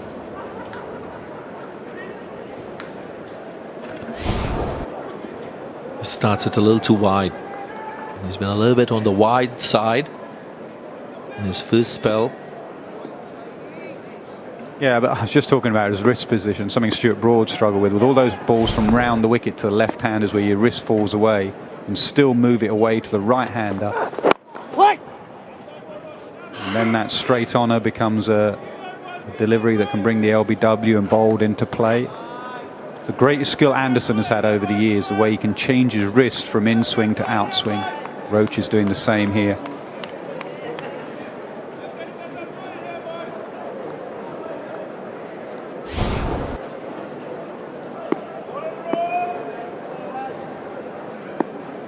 Just the wobble seam. See, you have the outswinger and then the wobble seam. Wide of the crease. Oof. Tickle fine. I think there was bat on that. Yeah, 4 runs. Just searching for that LBW decision. Kemar Roach. Denley equal to the task, getting bat on ball, not falling over. Not getting that front foot too far across as well. You get it too far across, you can find yourself playing around your pads and not giving yourself the chance of making contact. Good contest this. Roach getting Denley across his stumps with the outswinger, and then just bowled a couple of wobble seam deliveries trying to get him out LBW. Really good high-class contest. Good from Denley, that is solid. Great opportunity. And the man from Kent here, great opportunity. Ashes summer, World Cup, a little bit of boy from nowhere in the last year or so. And various England cricketers have got pretty 30s and 40s, and then this test of the summer wish they'd got a big score. Here's an opportunity.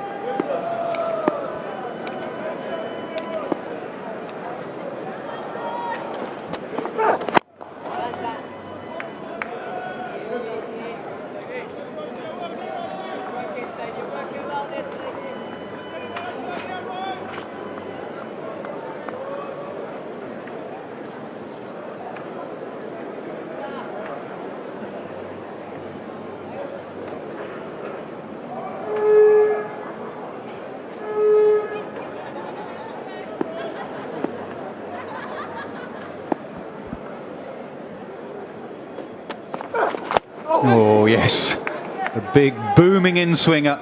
Great contest. Fast bowler and England's number 3, 68 for 1. 2 of the best in the world. That's an amazing fight. The middleweight championship, the greatest of all time. This kid is a superstar. It's going to be fireworks.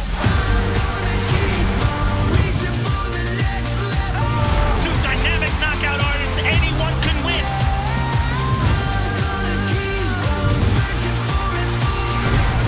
The most exciting strikers in all of MMA. Let's get to work.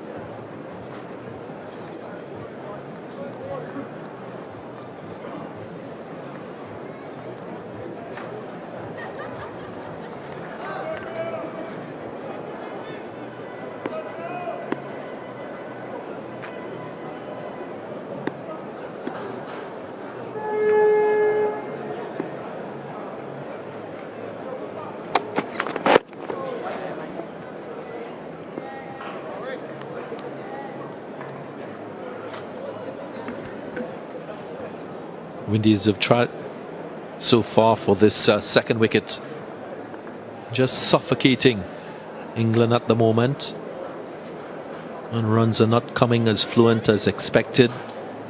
It just induced that false stroke. That's what they're trying to do against Rory Burns, who's looked more settled at the crease.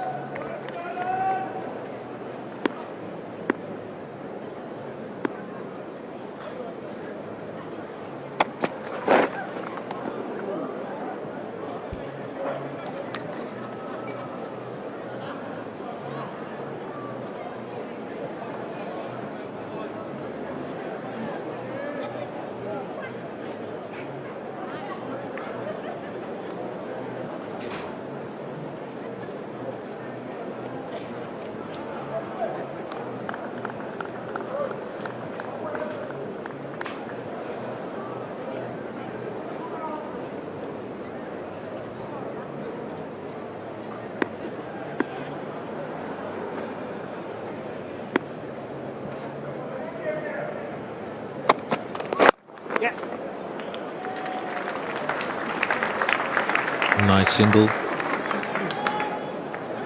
Batsman necks in. It's a captain of England, Joe Root. Nasser, yourself, as a former England captain, you know the type of pressure that he's under. The unexpected has happened with England coming to the Caribbean on a high from 2018, not being able to produce. Lost the series already, and as captain, he's not produced the type of runs that you expect from a guy like Joe Root. Yeah, but he came in with some credit. He was in the credit before a ball went down. England won 8 of their last 9 test matches. 3-0 in Sri Lanka's not easy. 4-1 against that mighty India side, not easy. Beat Pakistan before that in the last game of that series. So 8 out of 9. He's had 3 very good deliveries out of the 4. Very soft dismissal against Chase in Barbados. And he's been out-captained by Holder. No shame in that, being out-captained by Holder in this series. But it is a big game for Joe, absolutely, just to re-establish, reassert his authority on this side.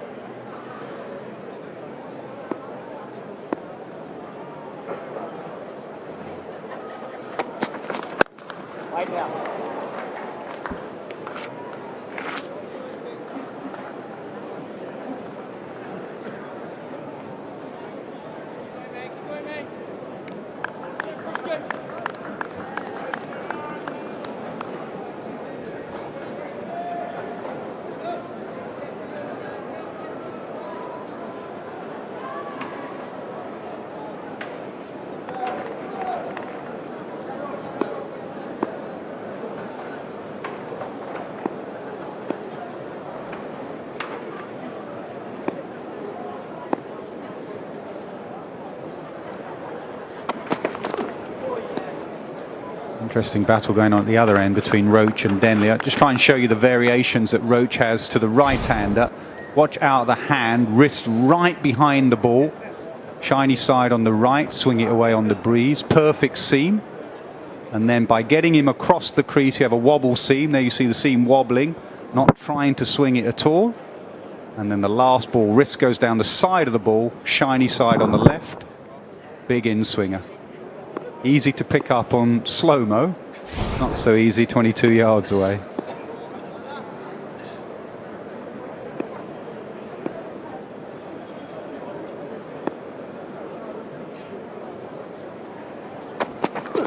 Oh, beauty.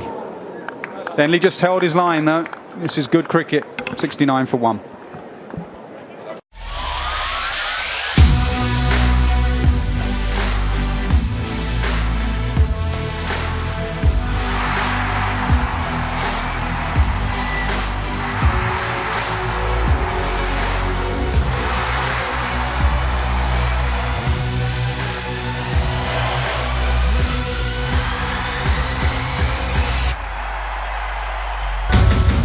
subscribe to Sony Network's Happy India Sports Pack.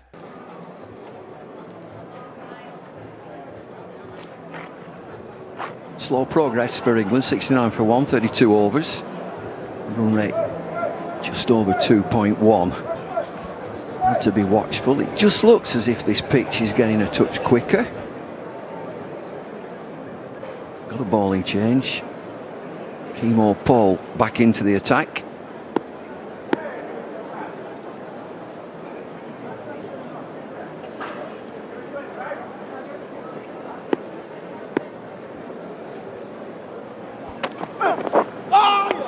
Good movement, good bowling.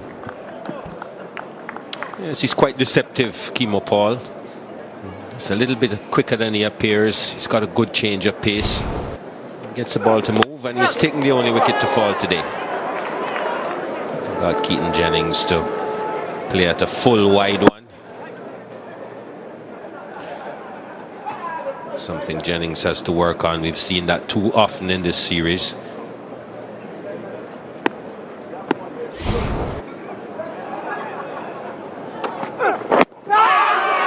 Huge appeal this time, what do you think?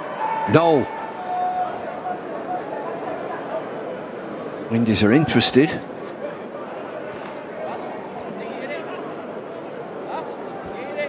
Got to be quick.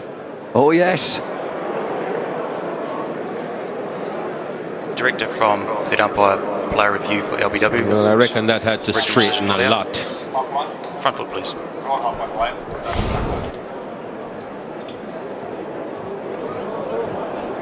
Well, he's okay fair there. Delivery just. Can we just check the back foot too, please?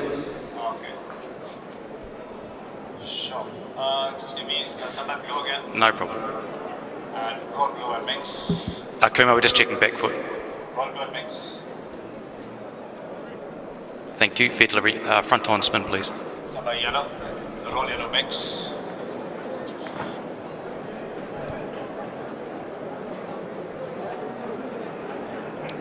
Rolling through. Just keep going through the pad. It looks like no bat. Can we just go to Ultra to confirm?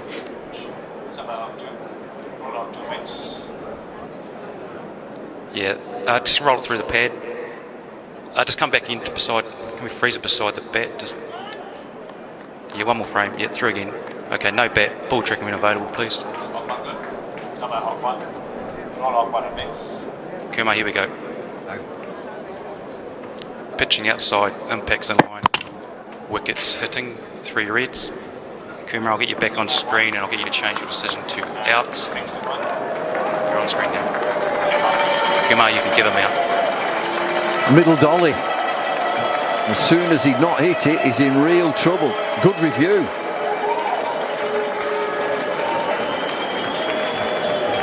As Kimo Paul picks up his second. Another pitched up delivery. And Burns playing all around that one. Straightened just enough to have hit middle stump.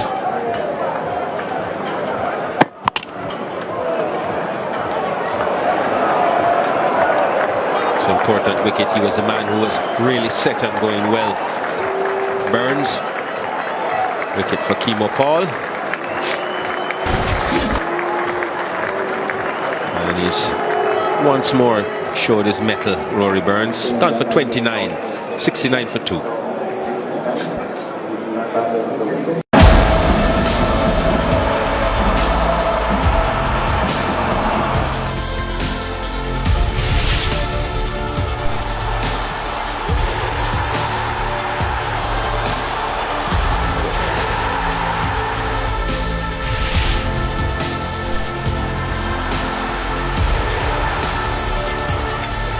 Versus Dortmund, Thursday, February 14th, 12:30 a.m. live on Sony 10-1. The UEFA Champions League is brought to you by Heineken and Lay's. UEFA Champions League sponsors.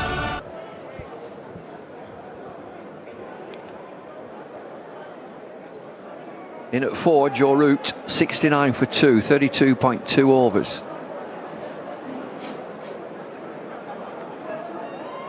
Average has just slipped below 50.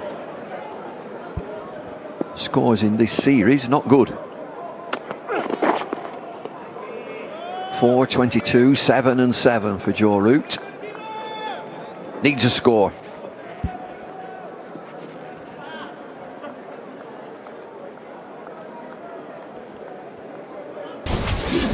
This is the wicket. It's always a leg before candidate. Rory Burns likes to play through the onside. And this one in front of middle stump. Plays right across it and misses.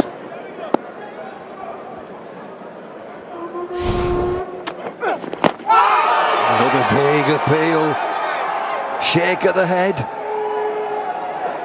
Oh, they're in a good seam, Windies here. What do they think?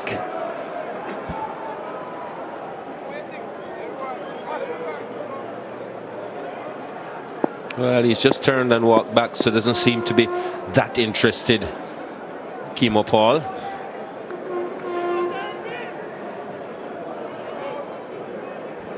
Well, all the players are looking at the big screen. The second slip, he's saying he's going down the leg side. Angled in from over. It's a good length, it nips back. He's done too much.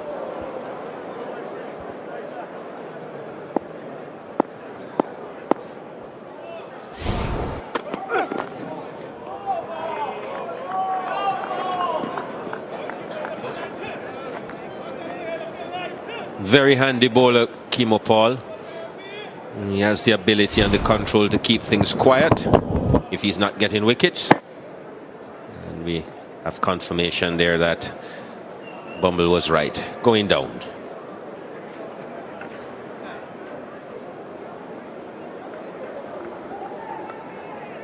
Not afraid to pitch the ball up, which is the key.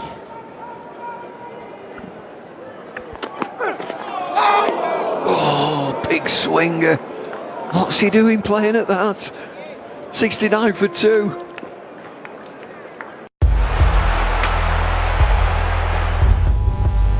With their lead cut to 9 points, the yet unbeaten Juventus will look to keep their perfect record intact. Mid-table tusslers, Sassuolo, will put up a fight for every yard and every point that can be won on the pitch. Watch Sassuolo versus Juventus tomorrow, 10:30 p.m. live on Sony 10-2. Well, he must have been millimetres from that. Big booming drive, just come to the crease. Had a long 2-hour session the other day.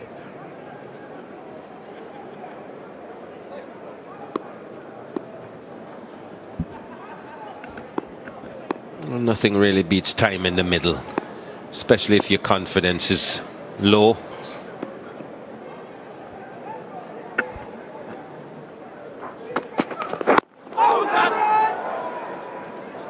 You talk about that time in the middle, it's routine, just a routine of batting, a rhythm of batting.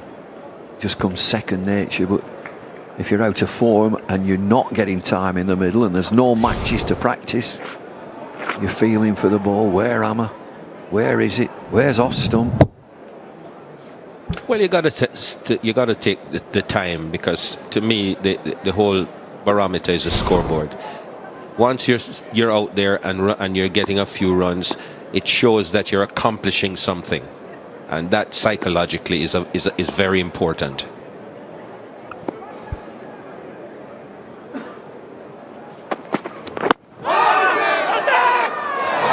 Oh, he's given him. Not sure the ball has appealed. What will England do? They've got to get together. 69 for 3 at the minute. It's not a great appeal from the bowler. They ain't going to review this, are they? Oh, he's reviewed it. Just about time. Directive from the umpire. Player review for LBW. Original decision out. Front foot, please.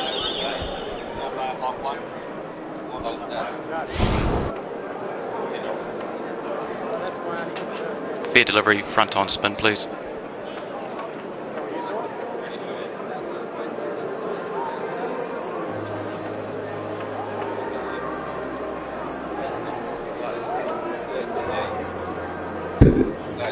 Just roll that back. Yeah, appears to be a gap. Can we just confirm that with Ultra Edge?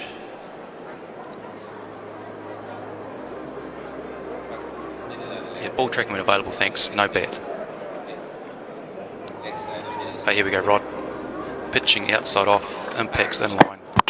Wickets hitting, it's 3 reds. We'll get you back on screen. You can stay with your out decision. You're on screen now, Rod. Bang, bang from the Windies.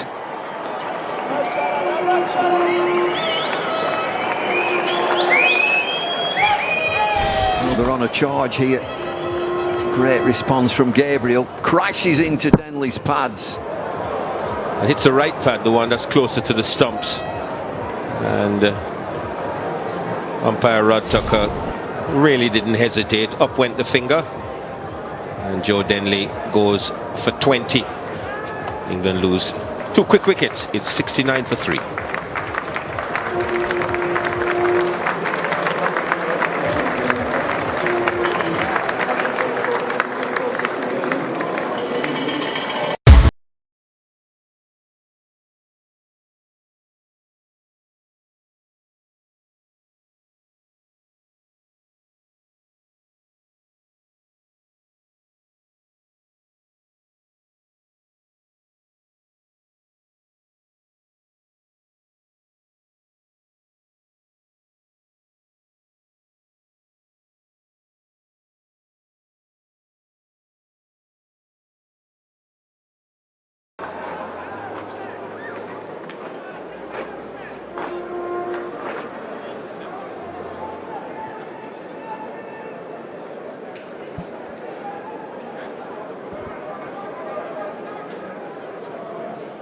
Two quick wickets.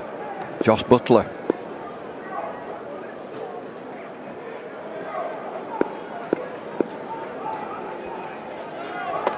Oh, good Yorker. 149 K's last delivery. He's steaming. I don't think that average really tells the story of the talent of this guy. To be honest, I really like to watch him bat. He's a beautiful timer of the ball. Probably the best timer of a cricket ball in the England lineup. But just needs to carry on. Like so many players, needs to convert more good starts.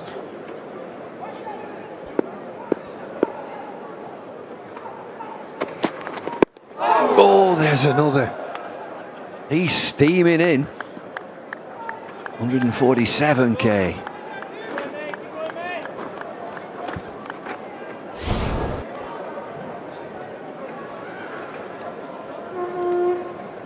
Well, there's really no foot movement whatsoever. He's just made an offer with the bat. Well, this is good pace.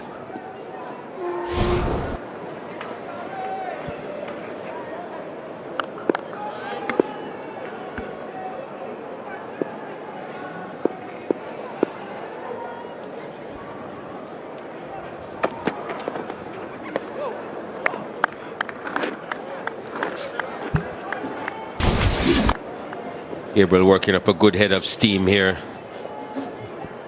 This is Denley beaten for pace. That was through him before the bat came down. Caught him on the crease. Not too much doubt about that. He's really let out the throttle now. He's bowling at good pace.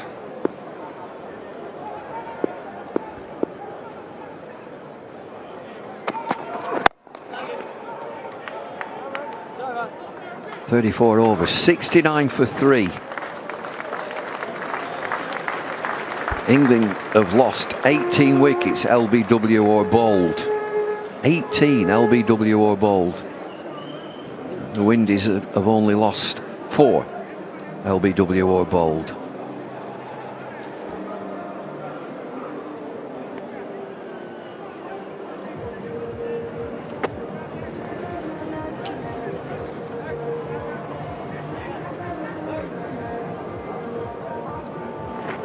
Well, Rory Burns and Joe Denley were grafting away.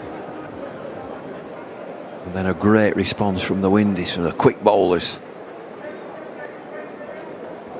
Well, you got two stroke players at the crease now.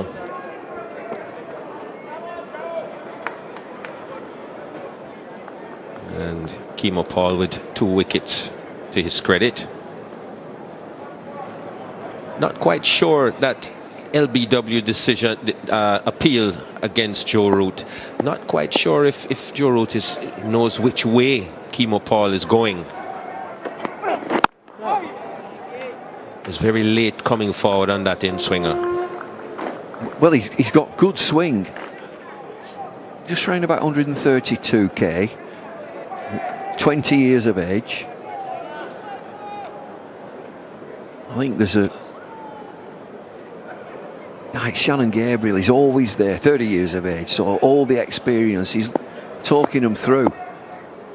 And it's obvious to the younger bowlers, pitch it up.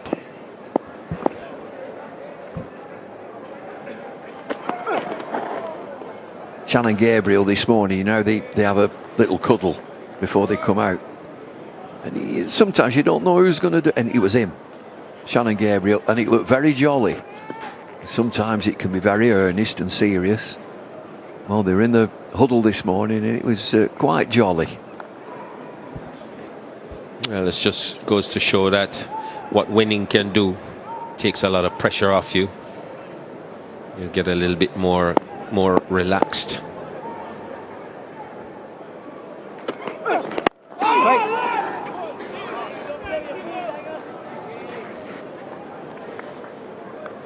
Well, Paul is causing problems here.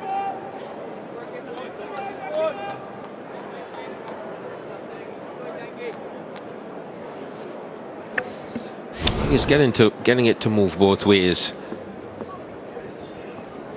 But the good thing is that he's pitching it up.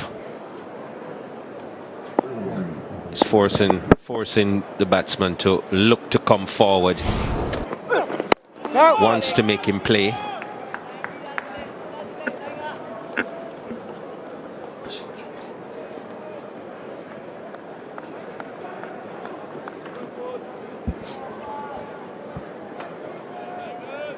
I reckon he'd be bowling a fuller length than the other bowlers.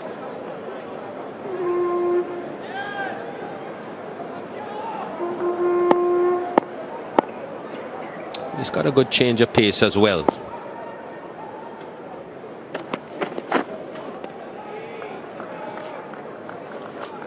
Well, things are looking bright for the Windies. A terrific mix of experience and 2 opening bowlers, Kemar Roach and Shannon Gabriel, 2 experienced bowlers, and then you get young lads like Keemo Paul come in, and Shannon Gabriel's in his ear all the time. Bowl that length, get it up there. This will be to right-handers and left-handers.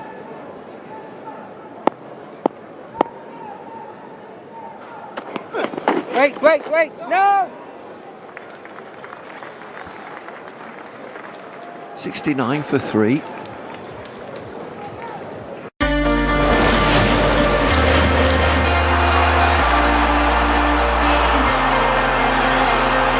The top end meets the bottom end of the Serie A as Milan host Cagliari at the epic San Siro.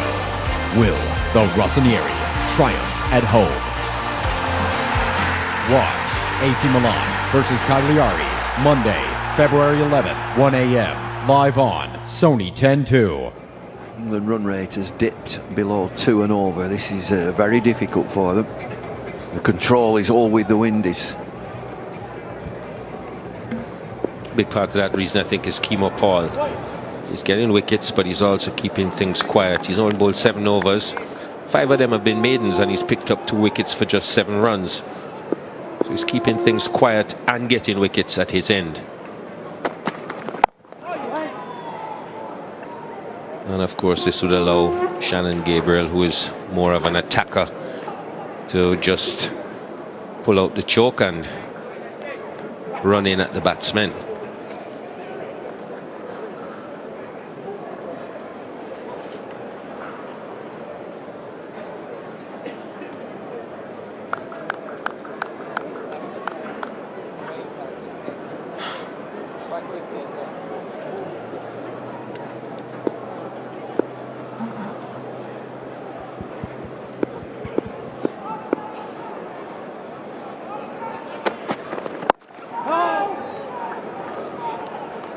not many have been bowled back of a length.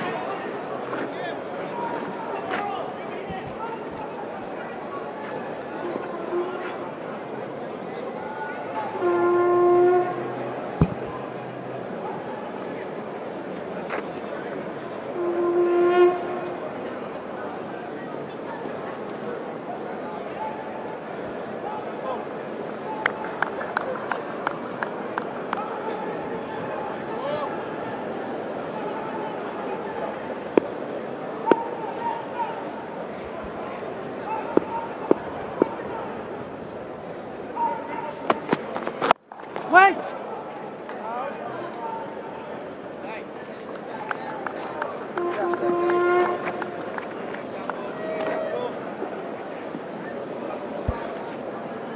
Shannon Gabriel, for a big man and a fast bowler, I think that's a good grouping.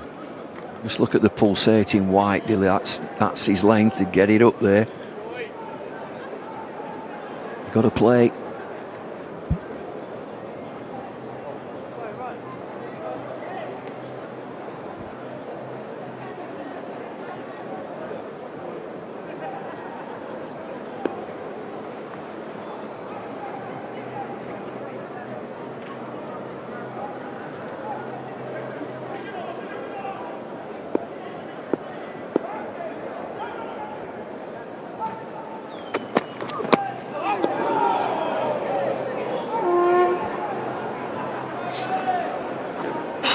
See, just something different there that the batsman would see in a flash.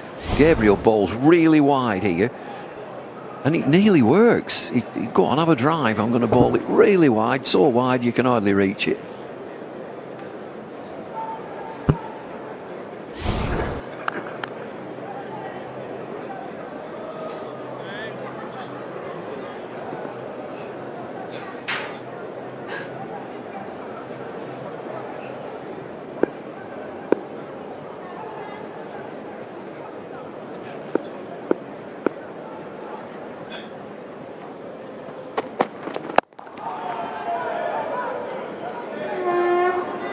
England are becalmed.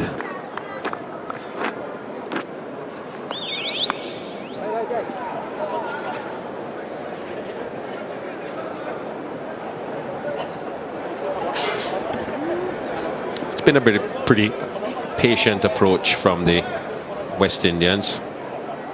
They've been just trying to keep the ball there and thereabouts on a length. Haven't tried too much. Haven't overused the short ball. Been very disciplined. Oh, outside edge. Oh, it's gone through. Flashing blade. Oh, the big lad's down. Went quickly. England get 4 somehow. 73 for 3. Well, 2 fielders went for this. Genuine edge. Miles away from his body. And seemed to be just too high for both Hetmeyer and Bravo. Touch Hetmeyer's fingers. A Jason Holder would probably have caught that. But that doesn't help his frustration. Shannon Gabriel, he's worked really hard.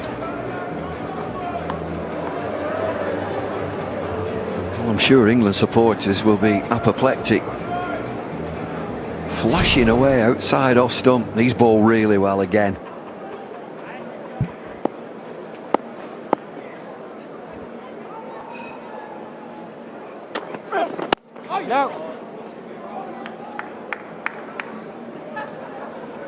It's just too high, isn't it, for slips? Really good effort. Just tipped it over the bar.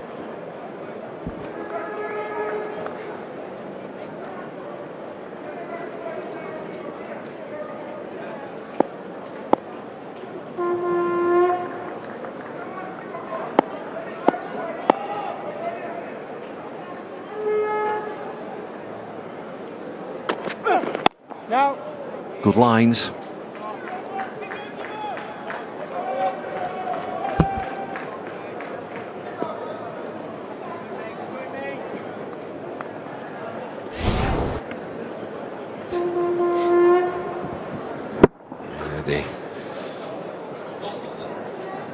Just too short, both of them. But what a terrible shot from Jos Buttler. Just look how far he has to reach.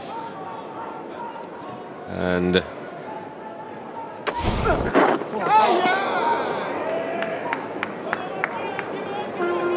it's fabulous performance this from Keemo Paul.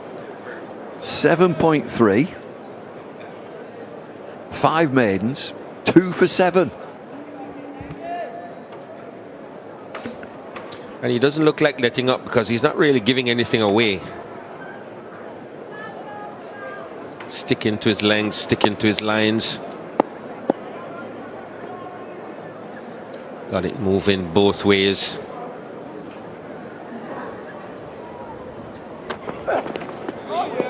As Joe Root, pretty unsettled. Not off the mark yet, Joe Root. 14 deliveries.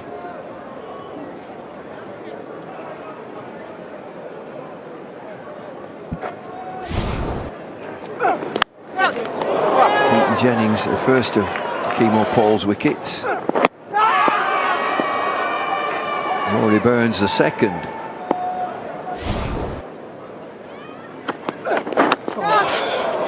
Oh, goodness me!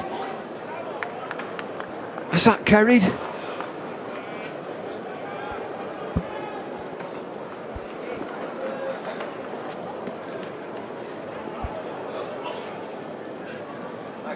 This is desperate times for England.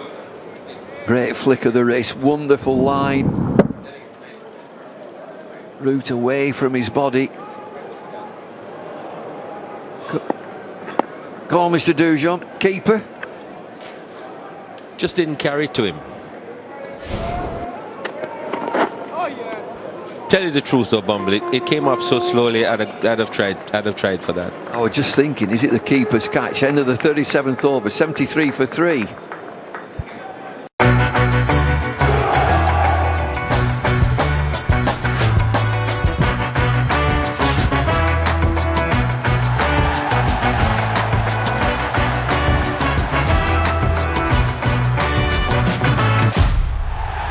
Watch Newport County versus Manchester City, Saturday, February 16th, 11 p.m. Live on Sony 10-2.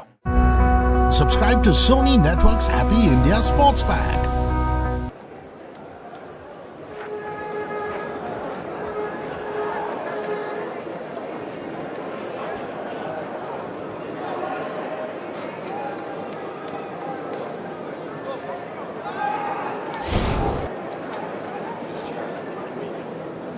It's all too much.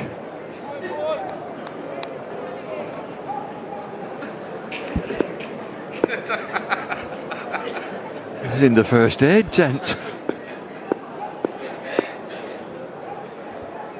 Hasn't stopped him from ingesting fluid.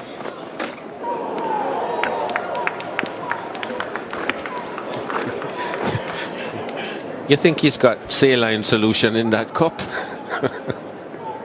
He looks glum.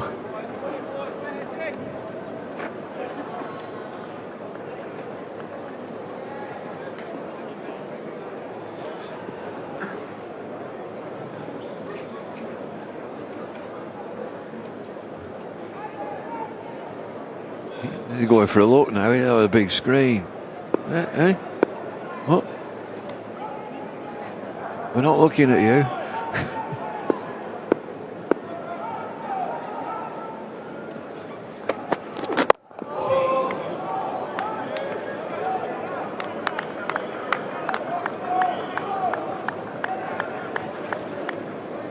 Couple of deliveries here. The first one with good bounce, second one keeps low.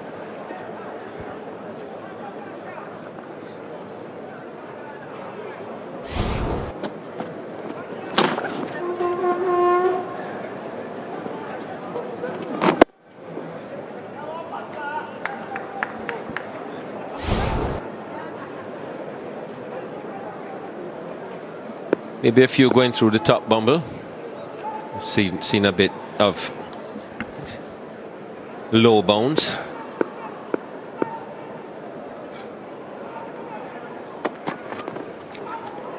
Well, a long way to go in this cricket match, but the pitch has got cracks in it to start. Yesterday there was a fair amount of moisture in the pitch. Groundsman left it open to the elements yesterday to just suck this moisture out of it. There are some bare areas, as you can see. Got to wait until both teams have batted on it.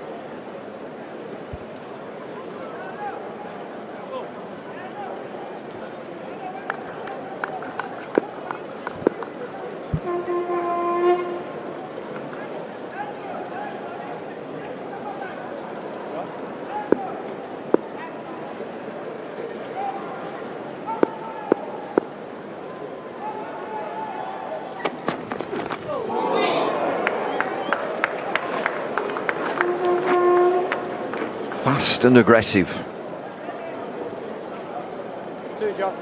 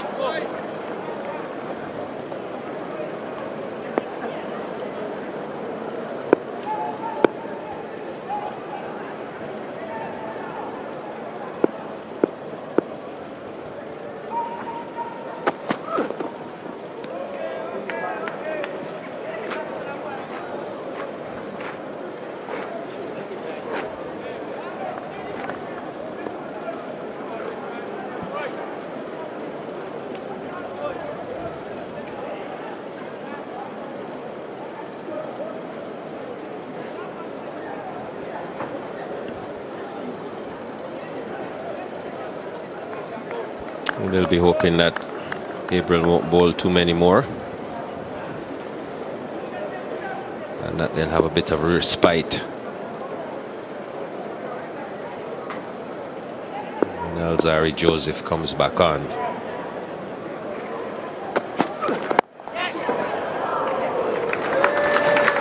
Desperate shot, brings four, thick outside edge, ends the 38th. Dramatic stuff, 77 for 3.